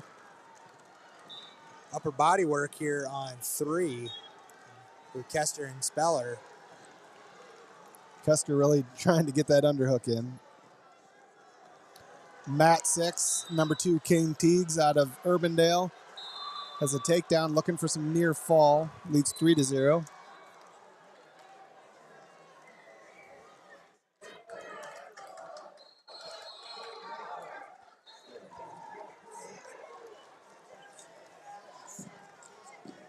Yeah, we can cover Mat 7 with Heidman. We can do that for you. Oh, I missed Mat 8. Esparza tied it up. So we're heading to overtime. Number 5 seed, Johan Gomez, and number 12 seed, Victor Esparza out of Norwalk. Heading to overtime. Actually, we got to cover Mat 8. Which other one did they want? They wanted Heidman. Oh, he must be next. Yeah, he must be coming up next. Currently on 7. Bruxford Appella with a 9-6 lead over number 3, Noah Nolan. Kester with a takedown over there on 3. Parker and Whalen still 1-1 on 5 in overtime. Oh, Esparza almost a takedown, but he missed that second leg as they go out of bounds. Gomez led this entire match. Esparza comes back at the end and just about gets him in overtime.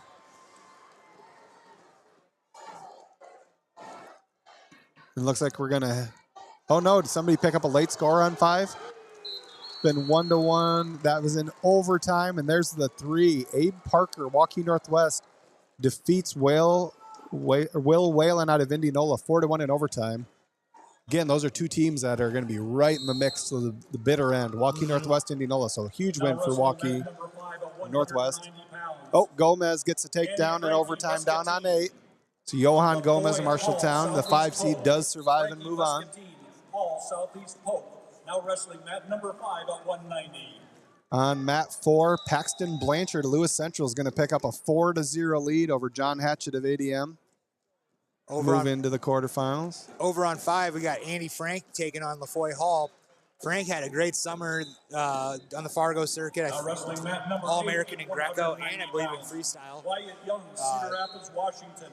Cole Martin Ames. So this would be a good matchup for him. Yeah, he's, believe what, the 3 seed coming in here, Frank? Yeah.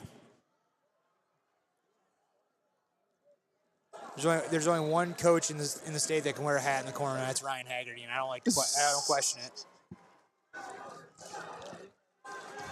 Down here on 4, we got Alex Gassman of West Dubuque taking on Lewis Central's that 190. Joseph Mongi. I tell you what, you want to talk about a kid, Alex Gassman might be one of the pound strongest kids I've ever been around. I think he squats something in like the high 3s, low 4s. At 215. That's it? Yeah, that's it. Wrestling fans, remember that session 2 will be starting here at 1:30. It will feature Class 1A first and second rounds and first round consolation. Remember, session 2 will start at 1:30. Going back up top here, Kester, but he drops down on the leg. Braden Kester picks up a tech fall, 16-1 over Gianni Speller out of Waterloo East. Takedown for Gassman here on 4. Man, Frankie just hits that underhook hard. Now underway on mat 1. Number 1, Cooper Martinson out of Southeast Polk, taking on Mason Heinrichs out of Waverly Shell Rock at heavyweight. So we have our first heavyweight match on the mats here. Tell you, he's been an anchor for Southeast Polk for the last 2-3 years. Absolutely. Number 1 at 285 pounds. Committed to Pittsburgh State D2 out of Kansas, I believe, for football. Mat 2, Trey Feist. And North Scott with an 8-0 lead over Xander Wiedemeyer out of Waverly Shell Rock. Nice go ahead there. Martinson looking to body lock. Camden Smith, Dubuque Hempstead. Down on mat 8, Harrison Tripp, Cole Martin Norwalk. out of Ames with an Smith, 8-5 Dubuque lead Hempstead. over Wyatt Tripp, Young out of Norwalk. Cedar Now Rapids, wrestling match Washington. number 3 Still in the at first period. A lot of 2:15. points being put up down there. Down on 3, Cam Smith from Hempstead out with a 3-0 lead right off the gate here. Nice single leg finish. Tell you, he's another one of these strong kids. He gets on top. He's a big cradle guy. So curious to see how he goes here. Andy, Blood Round kid last year, was a preseason national champ in 2023. Andy Frank takes a 6-1 lead over LaFoy Hall of Southeast Polk into the second period.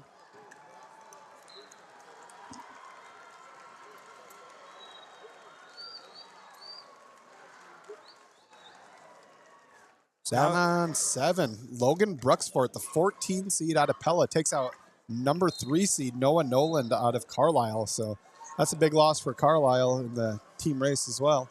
Great match out of Bruxfort. Franken on another takedown here.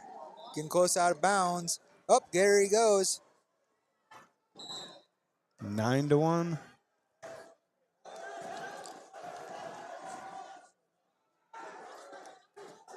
Still scoreless for Martinson down here in 1. There's the takedown. He's been just working that body lock the whole match. He finally gets it on the edge. So 3-0 lead for Cooper Martinson. That's the end of the first period. I think he was told, hey, you got one job to do today, kid. Go get a pin. Yep. I think you can do it. Down on mat 4, good match here in the second period. Alex Gassman of Western Dubuque leads 3-2 over Joseph Mongi out of Lewis Central. Now underway on 6 heavyweights. We got Joe Constable out of Fort Dodge taking on Anthony Snodney out of Cedar Rapids Jefferson. Nice high crotch out of Cam Smith there to extend his lead 6-1. Oh, Frankie Easton tilt. Frankie puts LaFoy Hall on his back. Andy Frank, there's the fall. Good job for Frank. First loss for Southeast Polk. Again, that is their only unranked wrestler. Now, Martinson down here with another big body lock looking for the yeah, fall. He's got Heinrichs in a lot of trouble. Oh, by the way, mat 7, we were asked about Holden Heidemann. He's trailing 3-0 against Carson Slora out of Indianola. That's only 30 seconds into the match, though, but Slora's got a bar in, looking for the far wrist and try to run that. Now down here on 4, it looks like Mongi's up 5-3 here, about 13 seconds left. Only in the second period, though. Oh, there you go. Slora takes Heidemann over. He's got him in some trouble here. A lot of time left in the first. Number 2 at 2:15. Trying to sit through that. Cam Smith up to a 10-0 lead here in the beginning of the second. He's 10-1 lead. We'll be starting to set bottom here. At 2:15. Heidemann able to get off his back, but he trails 7-0 now in the first period. Underway on 5, we got Cade Krause out of Dowling Catholic taking on Rafael Atuma from City High, and Atuma gets a 10-second takedown to lead 3-0. Martinson looking like he's trying to scooping the arm behind the back. Just going to plant him over. We call that a country boy right there. Just a big, strong kid taking him over. Yeah, farmers is what we say up in Butte. There's the fall for number 1, Cooper Martinson, Southeast Polk. Mat 2, Colby Gibbons out of Johnston with a 7-1 lead over Braden Williams out of Waukee Northwest. Still in the first period now. Make that 10-1 for Gibbons. Now wrestling mat number 7 at 2:15. Looks like Mongi's found Gassman on his back.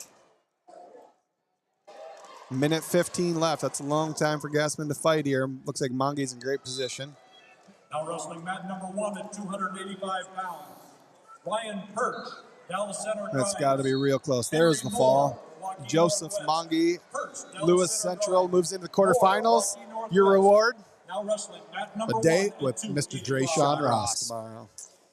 So, Now you drew the short end of the stick there. Nick Darling, Cam Smith with the tech fall for Hempstead. Hempstead with a good round this morning. Absolutely. Coming out on mat 7 at heavyweight, we got Kane Willie out of Iowa City High taking on Nick Darling out of Johnston. Willie, an extremely undersized heavyweight, but having a great year. Comes in as the 5 seed. Kid that grew up in Wilton, wrestled for Wilton, and won a now at City High and wrestling up at heavyweight. Having a heck of a year. Waterloo East, Hein Joaquin. So now we're getting to a point here where these are probably the last matches of the day. We're going to be seeing you guys tomorrow morning for the 3A session at 9 a.m. again. 1A here starts at 1:30, so we're going to be able to get after it here. Iowa City West, Hagen, Dowling Catholic. Down on mat 3, Brady Hagen, Dowling Catholic, gets about a 5-second takedown over Raindale Kelly out of Iowa City West. Hagen takes a 3-0 lead. Wow, big ol'. He's down 6 here. Joe Constable. Fort Dodge. He's looking for the fall here, and he gets it. There it is. He blew right through him. Constable's still a pretty young kid too. I believe he's only maybe a sophomore. Yeah, he looks like he looks like he could grow another couple inches. Yeah. Underway on mat 4. We got a good one. Andrew Hein Joaquin taking on Kieran Harris Beasley out of Waterloo. Over on 3 looks like Hagen, Brady Hagen, possibly looking for the fall here. Those Hagen boys from Dowling, man. Yep. There's the fall. Coming out on mat 6, we got 7-seed Kerry Cox out of Pleasant Valley taking on Xander Overton out of Indianola. Number 6 at 285 pounds. And coming out on mat 8, number 2 Holden Hansen of Southeast Polk. So still on 215 there. Holden Hansen, Southeast Polk, going to be taking on Noah Reed out of Sioux City North on mat 8. Mat 6, Atuma out of City High builds his lead up to 6-2 over Cade Cross. It looks like we're done on mat 3, so we're getting right down to the end of this round. Looks like we're done on mat 2 maybe as well. Colby Gibbons out of Johnston picked up a tech fall on mat 2. So I think we got our last 6 matches or so maybe out here. Why do I have a sneaking suspicion one of these is going to go into like the 5th overtime? Right. Holden Hansen's already got a takedown down there on 8. And double bars. Double bars, runs him over. This could be a quick one. Last call on that There bar. it is. 40-second fall for number 2 Holden Hansen at 215 pounds. Quarterback Southeast Polk, I believe, right? Yep. Over here on 4. Oh, that'd be an upset too. Kieran Beasley with a big fall, or with a big throw, and the fall. Pins number 5, Andrew. Well, he's 8 seed, number 5 ranked Andrew Hein. Coach Tim's fired up. Wrestling on mat number 2 at 285 pounds. Big win for Beasley. Garrett Kleesner, Western Dubuque. Colton Borcherding, Johnson, Wow, Norwalk. over here on 2, it's a battle of braces. I mean, Kleesner's got an elbow brace, and it looks like Spencer's got double shoulder braces. That's Norwalk. That's Colton Borcherding Johnson. Oh, Norwalk. Number 2. Hard to see his name so long, you don't even get to see the school on the board. In this round are on the mats. Yep, final matches on the mats. So here's our final 6 matches. Can barely fit it on the sweater. Never mind, final 4 now. Of course, they're a little spread out. But. So on mat 2, we've got just 30 seconds underway, 0-0. Garrett Kleesner out of Western Dubuque taking on Colton Borcherding Johnson in Norwalk. Mat 5, we've got Rafael Atuma of City High leading 6-2 over Cade Cross of Dowling Catholic. Mat 6 is scoreless. Got some blood time here. Kerry Cox, Pleasant Valley, Xander Overton of Indianola. And on mat 7, halfway through the second period, Nick Darling of Johnston holds a 1-0 lead over Kane Willie out of Iowa City City High.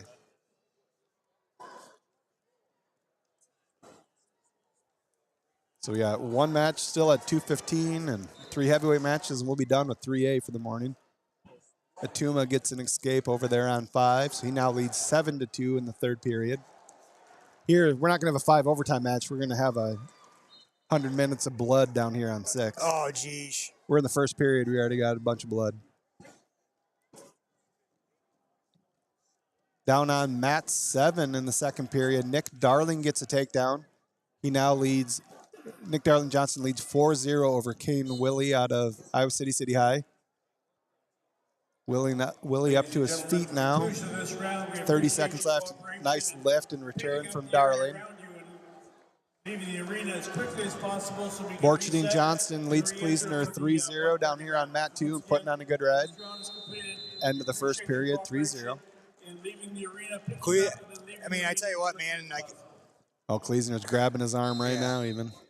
seems like West Dubuque this week really got bit by this season's been bit by the injury bug. It looked like every guy had some sort of brace on, and hopefully they can salvage something here tomorrow. But Right. you just kind of feel bad, man. Like, and that's just everyone across the board. I mean, it's a long season. These guys are dinged up. They've been wrestling tough all year, and like you really see it down here, like Absolutely. where those injuries are starting to lie. Down on mat 7, Kane Willie was able to pick up a escape right at the end of the second period. Takes down, gets some escape to start the third period. So he pulls that in striking range here. Darling leads Willie 4-2. Minute 40 left in that match. Norwalk's got a former state champion in their corner, Alex Burkle from Northland. Grew up with him. Gotta love the Burkle boys. Oh, those Burkle boys. Oh, Kyle, Tyler. Tyler was the first national champion in co-college history, I believe. Alex was 2 years younger than me, but him and I were always really, really tight in high school. And I tried convincing him to come to Loris, but then all of a sudden his brother decided, you know what? Oh, hey, I'm going to win a national title for co. Selfish. Just selfish. We used to call Alex Little Mako when he was growing up. Oh, yeah. Yeah. Well, I remember when he came on the scene as a freshman, he was just insane. Oh. Kane Willie tries the heavyweight inside trip. Doesn't quite get it. Just a bit outside. Don't see that one every day. They're going to go out of bounds. Oh, we Nick got Darling still leads 4-2. That Kerry Cox down there with the cradle? Yep. Kerry Cox, Pleasant Valley slips off of it, though. So still scoreless in the second period. Kerry Cox, Pleasant Valley, Xander, Overton, Indianola. Indianola right in this team race. So this would be a big win for him. Cox, though, with a bar here. 30 seconds left down on mat 7. Darling still leads Willie 4-2. He does get called for stalling there. But only 24 seconds left. Willie trying anything he can to dig underhooks, get to a throw. Now he's reaching over the head, though. He's going to put himself in some danger, I think. Trying to force it. They're going to go out of bounds. 11 seconds left. Still scoreless on 6 between Cox and Overton. And down on mat 2, Borcherding Johnston out to a 13-2 lead now over Kleesner in the second period. Oh, wow. We might have a reversal here on. No. Oh, only 10 seconds. Can he get it? Oh, they gave it. I don't know if that's a 2 yet. I wouldn't say it. No, that's at least a 1 in my mind, but they're going to go 2-1, so it doesn't really matter. Oh. Oh, there. West Hand's going to argue that one. They signaled 2 for Overton, but I'm not sure he really had control as much as just an escape. There's discussion going on. Nick Darling from Johnston taking some injury time down on 7 with a 4-2 lead late in that match. It's like hobbling around on his ankle just a little. So they're going to get going again. 11 seconds left. Darling leads Willie 4-2. Willie firing off a couple shots. Tries a trip. Oh, they go out of bounds. We have 1. Must have called another stalling.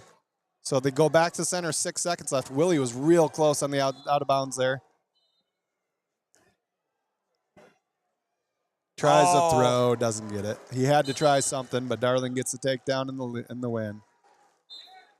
They put it up wrong on the board, but that should be 7-3 for Darling. Over here on 2, it looks like Johnson with a 16-3 lead. So they did give the 2 reversal on 6, looks like. So that's just into the third period. Overton leads Cox 2-0. And Borcherding Johnston picks up a tech fall on 2 over Kleesner. Number 2, Borcherding Johnston. So we're down to our last match, folks. Mat 6, we're in the third period. It's 2-1 lead. Xander Overton, Indianola over Kerry Cox of Pleasant Valley. We got a minute 24. I don't know about you, but Buzzard Billy's is calling my name. I'm starving. I could eat. I need something to drink. Yes. Keep our voices here, and we're going to go check out some of this gear IAwrestle gear everywhere to be found in Buzzard Billy's right now. For sure. Guys, we're going to finish up this match here, but join us. Large, you coming back for 1A? That's a really good question. Why not? We'll find out. We'll find out. We can party during 1A. You know, I think we've got some fun matches coming up in 1A here. That'll start here in about an hour. But yeah, dude, I think we killed it.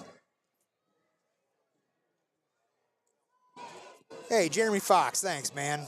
Said we did a fantastic job this morning with the coverage, and we need to keep up the good work. We will try our best. We should see if we can get Allison Schwab up here for 1A. Just get Mom Schwab just all sorts of fired up. What's she need to be down there taking pictures for? Yeah. So 23 seconds left. Still a 2-1 lead for Overton over Cox. The last match in the arena. Place is clearing out in a hurry. So again, 1A starts at what, 1:30? Yeah, 1:30. We'll be back on the air at 1:30. Oh, body Cox lock. with the body lock. He's 3, gonna get it. 2, He's not 1. going to get it. Runs out of time. Xander Overton picks up a real big win for Indianola there, moving to the quarterfinals. All right. 2-1. Guys, thanks for joining us this morning. This is Worm Buffelli. I got Lars Underbaki next to me. We got our one. We're out.